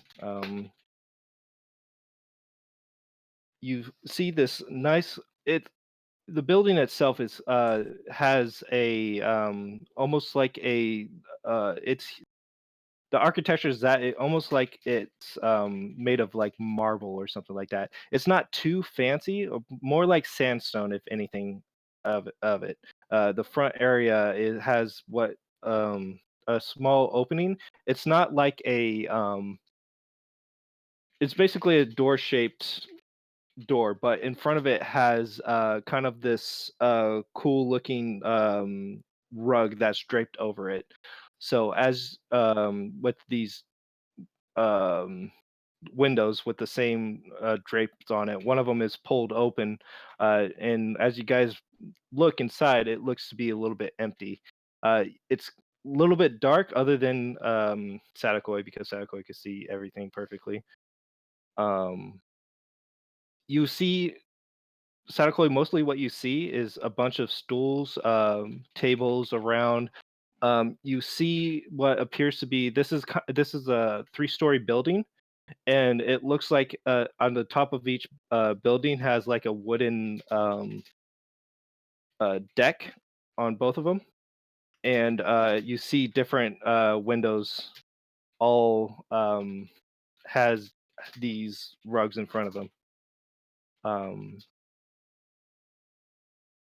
But you think that those are the rooms basically, and inside you see a stairwell that most likely heads up to them. You don't see anybody inside. You don't even see the bartender, and it has that classic kind of Western look into it. But that's what you could see with the door open or the window open, Sadakoi. Everyone else is kind of dark in there. It's hard to see. Those that do have dark vision. To me, it looks like just a black, empty nothingness. Yeah. Is it open? Can you guys see anything? It's opened if we make it open. Is the door unlocked, though? I mean, it's just a rug. It can be. You could probably push open the rug. Oh. Let's fucking go in! I'm gonna go in. Okay. You push open the rug, and it looks like it was just like it looks like a curtain, and as you kind of push it, it's looped around basically a curtain, and you kind of pull it to the side and open up, and you see the same thing that I described inside it. It's a little dark in here. There's a slight little candlelight, and you see a child. His head is down at the table of the bar, and you see like behind you a whole bunch of drinks and stuff like that. This place looks clean. No one else is in here except for a small child that looks to be sleeping at the bar. I'm gonna fucking walk up to the bar Customer side of the and give a bar good or little patron side? Ooh, good point. Patron. I'll walk up to the bar, sit down, and say, "Good morning. We want to get drunk." You see, you hear kind of a voice, a small child's voice coming from the individual, and he says, "Who the fuck are you?" in a hostile tone as he lifts up his head. You know what time it is? I do. It's time to get Who the fucking fuck drunk. drinks in the morning? People who had a long fucking night. You see this kid. He's little. He literally a adolescent child, but he seems very hostile. It's a male. Looks to be about 12. And he goes, "Well, fuck. Okay." I'm a little bit loud. Sorry. Don't want your neighbors to get mad at you. Well, they don't. It's pretty good. Yeah, anyways. Can I scrutinize and to see if this is actually a gnome? Sure. Ooh. What do you want me to do? Perception. 8. You can't tell that it could be a gnome. You've never seen a child that with such a foul, hostile mouth, Indeed. and he's looking at you. The crones Well- whooped my ass. What do you want? And he yells at Kasil. I'll slap. With this, I'm gonna slap 10 gold down on the bar table, and I'll say, "Give him something worthy of the bloody maw." ooh, you heard the fucking man. Get us fucked up. And I Oh, will that- take a glass of milk. We don't have milk. Your And he takes the establishment is 10 garbage, and you should feel bad. Yeah, you don't have any Because- fucking milk? He takes the 10 gold, and then he goes. The child goes up, and he has to get a stool every time he's like picking up the thing, and he pulls out this bottle, and it has a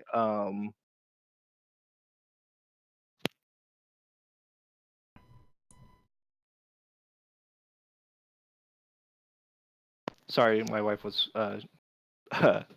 showing me something. She was excited. He pulls out this bottle. It's this giant bottle. On top of it has a waxy top to it, with a cork in it. And you guys see this bottle. It has this eye in the center of it. And then he puts the jar to the ground. He goes, "Here you go, friends," and he smiles. "Would you guys be needing a room too, as well?" No, we're just day drinking right now. You got rooms when we come back, though? His eyes twitches for a bit, maybe, and then he turns and kind of goes off, and you hear him say, "Ma, we have customers," and he walks into the kitchen. As he's gone, I'm gonna pour us all a fucking round of drinks, except for maybe Sadaquoy, because I know he drinks milk and it's not milk. The kid pulls out. He gives you shot glasses, basically. For you individuals. All right, here's the first one. Who's doing it with me? Dib does have. So we got Uh, me and Dib. Me too. Yes. Sorry, I had to step away. Gliak, you want a shot of this? Who? What? What's I'll going take, on? Okay. I'll take a shot and then just watch the fireworks. You see, Tijin goes. I'll hold off on that. You sure? Yeah, I actually need to do some shopping. Being half naked and all, and he turns around. He says, I'm gonna. You know what? Never mind. And he walks off out of the. Meet back here tonight if you want a room, because I think we might check up here if they're. Oh, I I plan to don't know, come back. maybe. I plan to come back. Oh, okay. Cool. All right. So, with all this that is happening right now, each of you that are consuming this beverage without even gazing at it, No, each of you never. needs to make a Constitution saving throw at disadvantage. And Fuck while yeah. that's happening, Oh, no. go ahead and explain what's happening with Farron. I need to go use the restroom and get a drink. I'll be right back. Hold your Oof. numbers, please. Fucking oof. Oh my god. You wanted to get drunk, dude. This is gonna be the best fucking Lord, dude. RPing of fucking shopping ever. I'll buy all of your pants. You wanted to get drunk. I'm so happy. So is I what I got you wanted. a Goliath potent drink. Thank you, my friend. Thank you so much. Oh. Mr. Alexis, you or Mr. Farron, Fair you want enough. a shot of this? Yeah, we drink it. What is it? Good, I think. A drink worthy of the Goliaths. Can I look at it? Nope. Okay. Shot, Very well. shot, do it. We're getting day drunk then going shopping. I'm down. Hell yeah.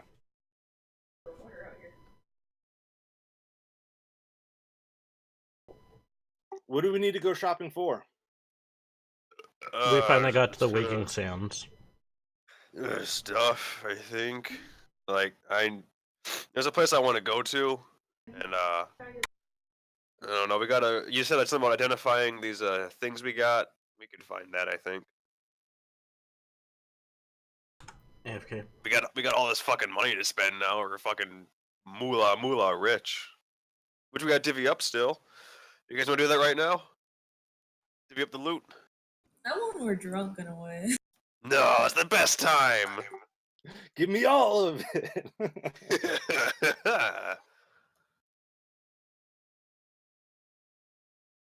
All right. So I want to do. Actually, I can't do math because one, I'm drunk, and two, I can't do math. Who wants to divvy up the fucking money for me? Sadako, you're not drinking. You wanna divvy the money up? I'll do it. I haven't drank yet. Yes, you have. Fuck you. Drink. And I kind of just shove it in your face. Oh. So you okay? Wait. Back. All right. Did anyone roll a 20 or higher? That's a big NO from me. No. Including modifiers? It's I a did. Constitution saving throw. Right, and I have +7 on my Constitution, so yes. Did you roll with disadvantage? I did. The lowest I rolled was a 14, so 21 total. Nice. Nice. Oh, I rolled a good. 4. Oh no. Oh, yes. Okay, so I'm So- not that bad then. I thought I was Oh gonna be no. bad. You guys are bad. Because as soon as you finish that first shot, anyone that didn't roll higher than a 20 passes the fuck out. No, we're asleep. Oh no, we're not safe. So Dib passes out. Gleerock, did you consume the drink? 16. 16, you passes out. Down goes the fucking Goliath.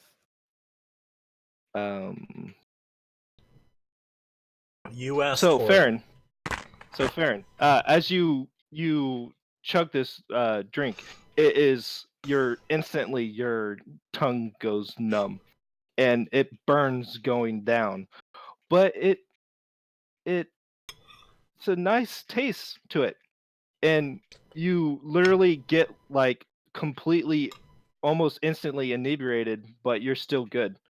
Uh, but you see your other compatriots passed out at this time, and your tongue is completely numb, so you can't really talk. You're taking a look at that wine that bottle, and in different languages it says beholder wine. And as you're looking at the bottle, there's a eyeball floating around with a stalk in it. I'm so fucking happy right now. Oh god. I just go, is this a drink to your kind of culture? So I'm like As you're- swaying back and forth. Just I'm sleeping and my hand goes up and a thumbs up. Good. Just instantaneously. Okay. His fucking like head like poof on the fucking bar, just sleeping. You're so Farron, since you're the only one. Well, actually, Sadakoi, you would be And up, Sadako, correct? yeah. And Sadakoi, you see a woman come out of the double doors of what appears to be a kitchen, and it looks like she has kind of like a plate in her hands, with a different like bowls around it, enough for everyone. And she goes, "Welcome to the Windy Sword." And he did it again. As she turns around, she sees most of you guys are passed out, and then she goes, "He did it again." And she screams out this name. What shall his name be? I know. She says, "Randall!" really loud. How many? Hey, hold up. How many times do I have to tell you not to give the customer this specific? And she rushes in there. She sets down the plate, and before she goes into the double door into the kitchen, about ready to beat that ass, she turns around, and with a smile on her face, she looks at the two. Well, the one that's not inebriated, and she says, "I'll be right back," in a calm, smiley voice. And she's also human, about the same color as the little boy, same features too. Um, and then she kind of does a about face and pushes the door open, and you guys hear this whole clanging and of like silverware and all this other ones right in front of you, Farron. It looks to be this kind of like soup in front of you. It smells fantastic. I imagine like the Christmas story when mom's on the phone saying that her son learned how to swear from the other son's friend, and he's getting beat in the background of the phone. And so I'm thinking, imagining this. Oh, mom, I didn't do it. It wasn't me. Bang, bang, bang. I'm like, swaying back and forth, and I finally grab my spoon, and it takes me about 3 times to actually get the spoon into the bowl. And then before I'm able to finally do it, and I dribble it down myself, and am at least able to get a little bit in my mouth and taste it a little bit. Okay. Um, it has a nice kind of like a bone stock inside of it. Um, with these you don't what some type of meat. You think it's lamb or not, and it has kind of like a saltiness to it, and it's actually really good. I I turn and look at Sadakoi and just drunk. Oh, this soup is great.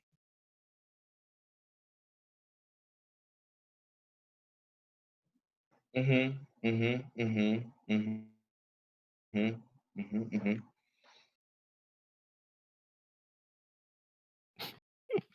Start making my way towards the door. He just fucking leaves. I would think Hey, it would just be like stacking coins on like all of us. I'm saying, buddy, where are you going? What the fuck is that? I Okay. turn before I leave, and I say to him, "Adventure." Oh no. I just go, okie dokie. Oh no. Oh, bad day. Yes. Oh, this is gonna get interesting. I'm so happy. Oh This boy. is such a bad idea. Why did?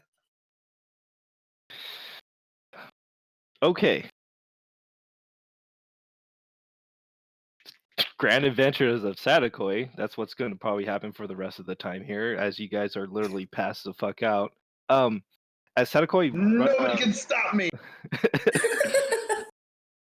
Literally. Sadakoi walks out into the streets, desert.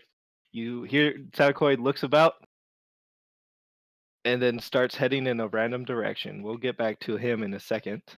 Farron, after the noise in the back calms down a bit, you see the woman come out, and she gives a smile, and you see the kid is a little bit, his hair's tough a little bit, and she kind of kneels down to him and says, "You need to apologize to them right now." And then she pushes him up, and then he looks down and he goes, "I'm sorry for giving you that drink that you asked for." And she looks at her Again, in a my hand disgusting goes up look. in a thumbs up. See, that one gets it. I pat him on the shoulder and look at the mom and goes, "Lass, this is a good boy. He gave us the stuff that was strong, and it was strong enough for a giant. This is exactly what he gave us." She sighs and she Can I have passed tells out on a throne of boxes on the side of the room? a makeshift throne. Mm-hmm. I'll allow it. My hand goes up in a thumbs up to you. Oh man. So she kneels down and says, "Get into the kitchen and you're gonna clean now." And she goes, she gets up and goes, "I'm very sorry for that. I could, so I'm gonna and she's more flustered than anything because she now has to deal with this child that's been her child that's been giving her a hard time. I'll think of something later. How may I help you today? Welcome to the Windy Sword. Um, was there anything you guys need? I mean, any more?"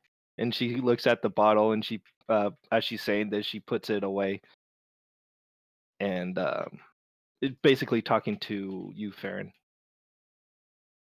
You're the only one not fucking drunk. Or the only one not fucking passed out. I'm drunk as shit. I'm not passed out yet.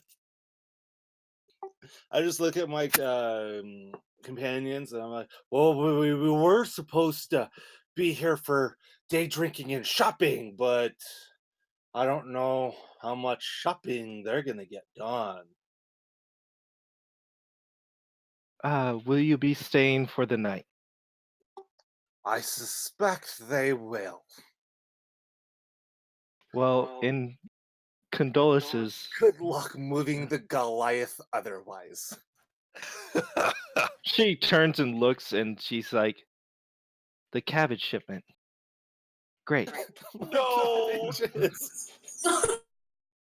She turns and says, "Well, as an apology, you guys will be allowed to sleep here for the night, for free, um, as well as food will be free. Any more drinks that you guys will consume will, of course, you have to pay for. Um, but please enjoy your meal. And at this point in time, I need everyone to make another Constitution saving throw. Still disadvantage? No, normal rolls. Farron, you're fine. Damn it, I rolled a nat 16. 20. You used natural 19. 16. 16. Okay. Casil, Yeah. 10. 19 plus 2, so 21. Okay, Casil, you come to. Rego, you're still out. Gleerock, I'm gonna say you were kind of there. You're coming too. I do have. Um, I am a Goliath. yeah, that and you bench strength constantly. So I'm gonna say the DC was 15. Yeah. Anyone roll higher than a 15? So I guess Rego would still be passed out. She's still asleep. Oh no. You Oh, guys he's come dead. to instant headache. And Your a shit-eating grin on my face. your tongue and mouth is completely numb. Probably due to the paralytic effects of the eye stalk. But all you remember is you taking that swig.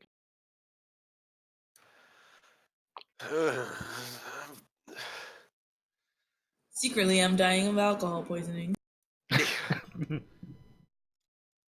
uh, uh,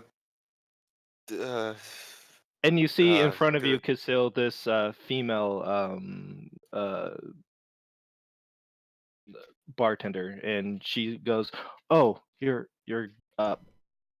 I'm sorry," as she says. What And What happened? she hands you soup. When does she notice the stack of 10 gold pieces? You passed the F out! She doesn't. Don't yell. The 10 gold pieces the little kid has. Oh, I see. Oh, of course he fucking does. That little shit. When Kessel yells at me for yelling, I just go, shh, be very quiet. Good stuff, miss. They're gonna be sick. They're gonna be sick. I can't look at the food right now. Please take it away. But it's delicious. Good drunk food. I don't want to throw up in it. Do you throw up in it? If she Constitution doesn't saving take it throw. away in the next Oh. 10 seconds, then yes. she pulls it away and she's like, I'll keep it warm for you. And she sets it off to the side. I'm terribly sorry this happened. My son, you see, he's a dick. Okay. Yeah, Randall, fuck you. Troubled. I'm sorry, I can't help it. It's really hard being a single mother, you know. Anyways, I'll get off my makeshift throne of boxes, kind of stumble towards her, place my hand on her shoulder, just kind of like leaning heavily, unfortunately too heavily for my choice, and let's just say, "He did good, miss."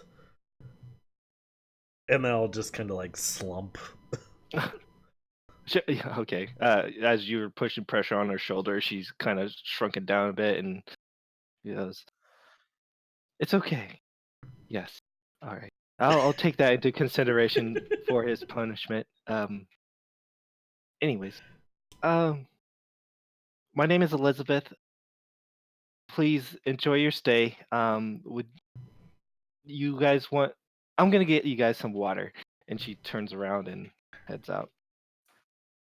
Hey guys, And you hear in the kitchen, her saying, "Don't you be laughing at them." as she continues on. This is your fault. Who out of us is the most fucked right now? Who out of the three is the most bad?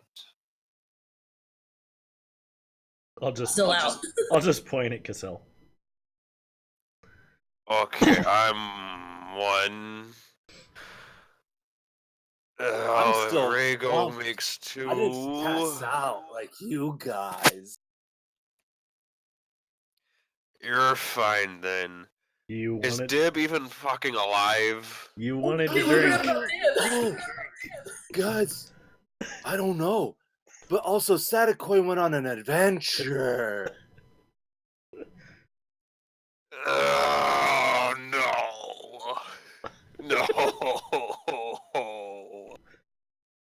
Cut to Sadakoi. So, Sadakoi, where did you wander off to?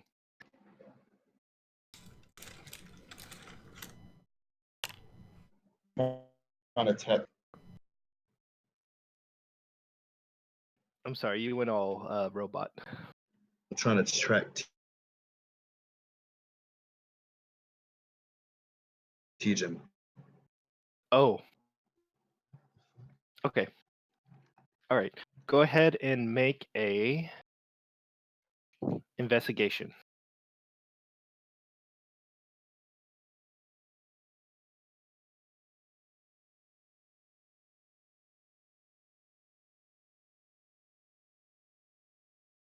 Am I still roboting? No. Damn. 24 fuck? or whatever that is. 26? Yeah. So, it doesn't take you long to find Stealthily. him. Make a stealth check.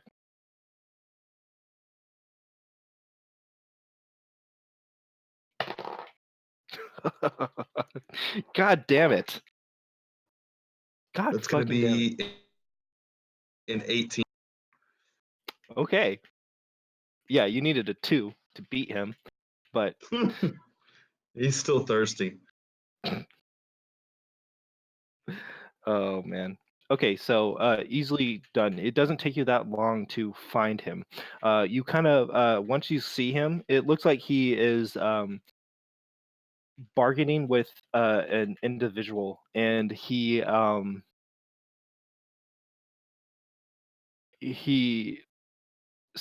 could hear him say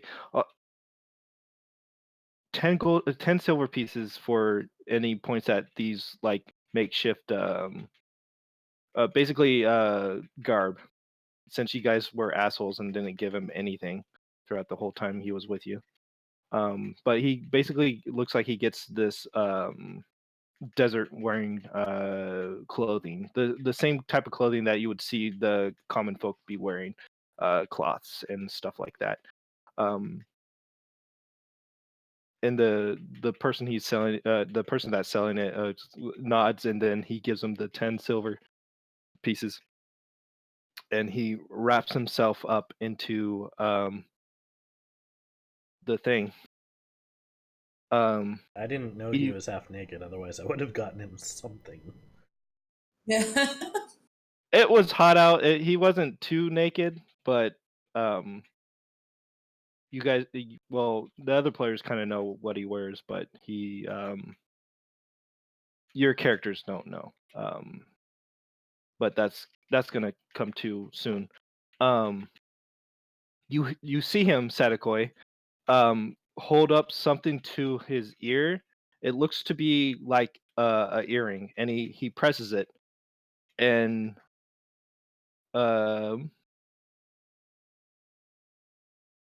as he's walking off, and you're following him, and I'm gonna need you to make an perception check. See if you could hear what he's saying.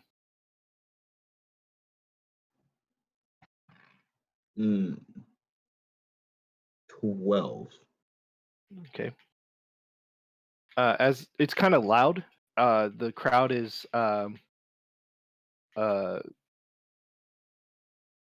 not really. No, you hear the different types of hawking going on, and as you hear him say, um, you hear him says, uh, "I found him."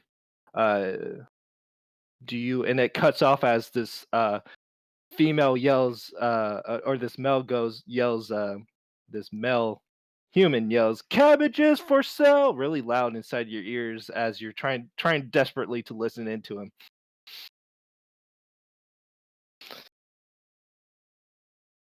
And you couldn't catch the last part of his sentence.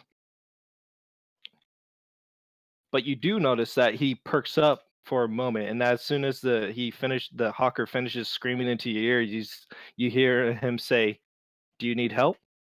And to himself, basically. "You want me to come pick you up?" And then again, it gets loud again. As you could have sworn, he says, "I'm on my way."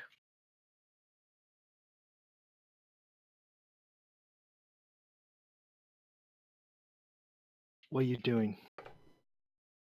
Sorry, I'm writing right now. Hold on. You know me, I'm writing your campaign guide. Oh God. I want to continue stalking him.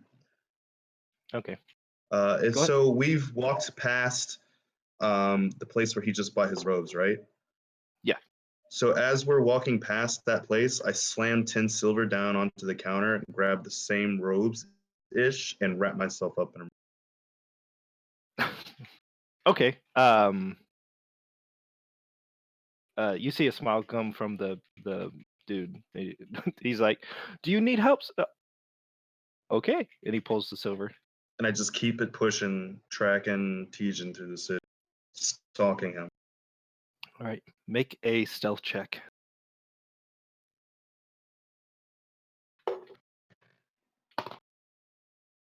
Oof, that's going to be a 13. Oh wow. Okay. Yep. Yeah, you didn't roll shit. You see him kind of weaving in and out of the crowd. This is a busy street. It's starting to get busier and busier as basically the housing kind of gets smaller and smaller, and it's nearly becomes a one person street. Well, maybe about three people, so about 15 feet across. But it's getting smaller and smaller. And then you see him do uh, a sharp left, and he heads down towards what appears to be a dark alley. It's not dark to you, but you see him kind of disappear into that alley.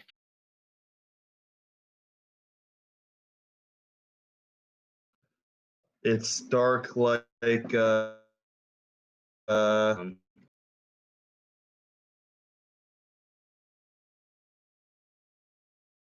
Like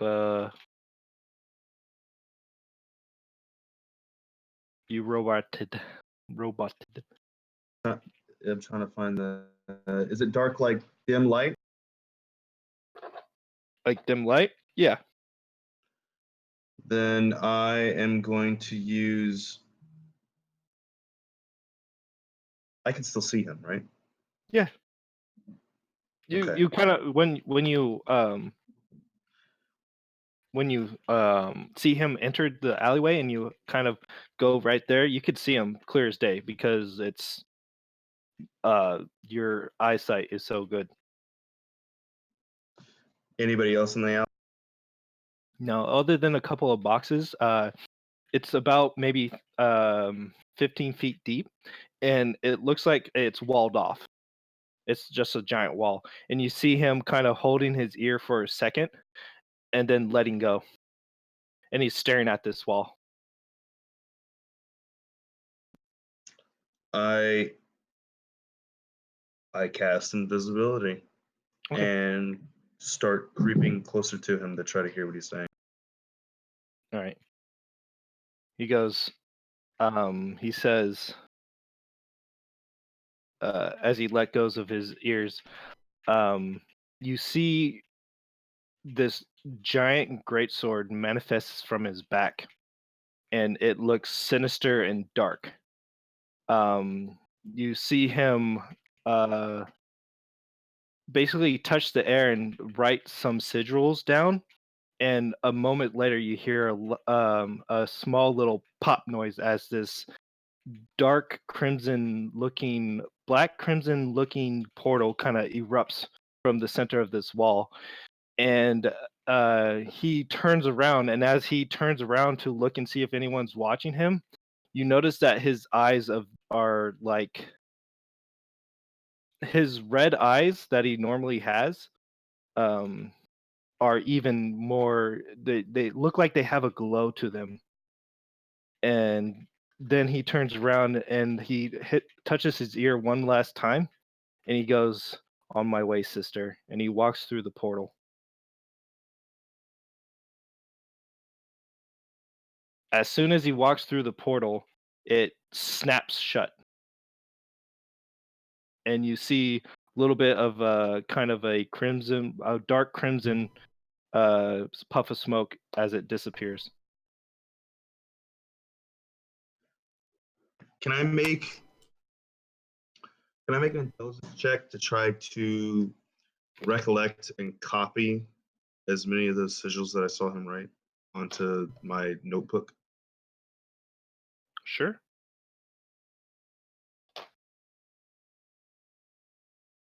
What is this? Investigation? Let me see. It would be Arcana. Arcana? Yep. Ooh, not so great. Actually, great. That is a 18, 19, 21, 22. Oh, all right. That's actually really good. You're able to get most of the sigils. You got about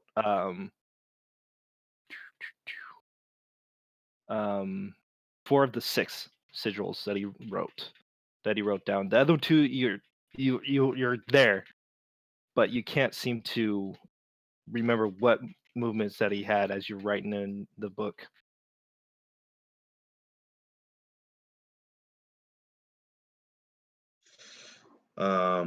Is there anything particular about this alley that he chose? Because this is a place of magic, or because it's just out of the way of everybody and nobody saw him? Make an investigation. Ah, fuck. 6, 7, 8, 9, 10, 11, 12, 13. 13.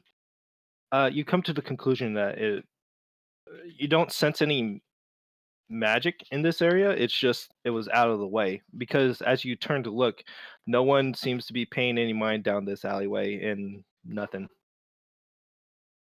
So it's probably because it was just out of the way. I start making my way back to the bar. I'm not an hour away from the bar. No. I'm going to stay invisible the whole time. I gotta check something.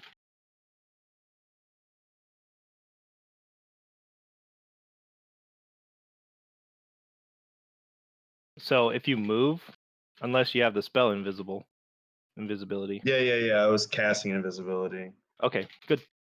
because I wanted to get closer to him. Mhm.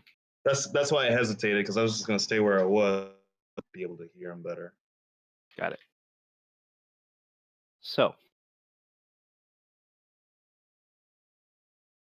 as you head back towards the inn, you guys seeing a person that you've been traveling with just vanish at a complete sight. But knowing you, Sadakoi, you've seen crazier stuff.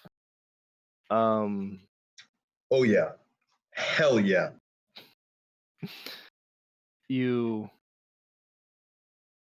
The group has finally made it to the Waking Sands, where they'll be able to do a little investigation. They already have a point of contact for other stuff. Who's to know what the whole uh, events from the tomb happen? Hopefully, the group will be able to find the storage of bodies. The storage of bodies.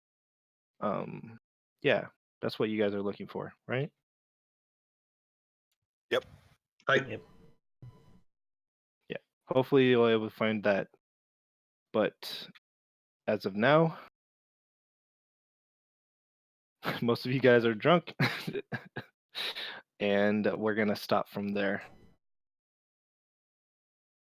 Sorry, Randall, that you only got a few minutes. This Damn it. this is DM Hazard, and I'd like to thank you guys for playing, and we'll see you next time.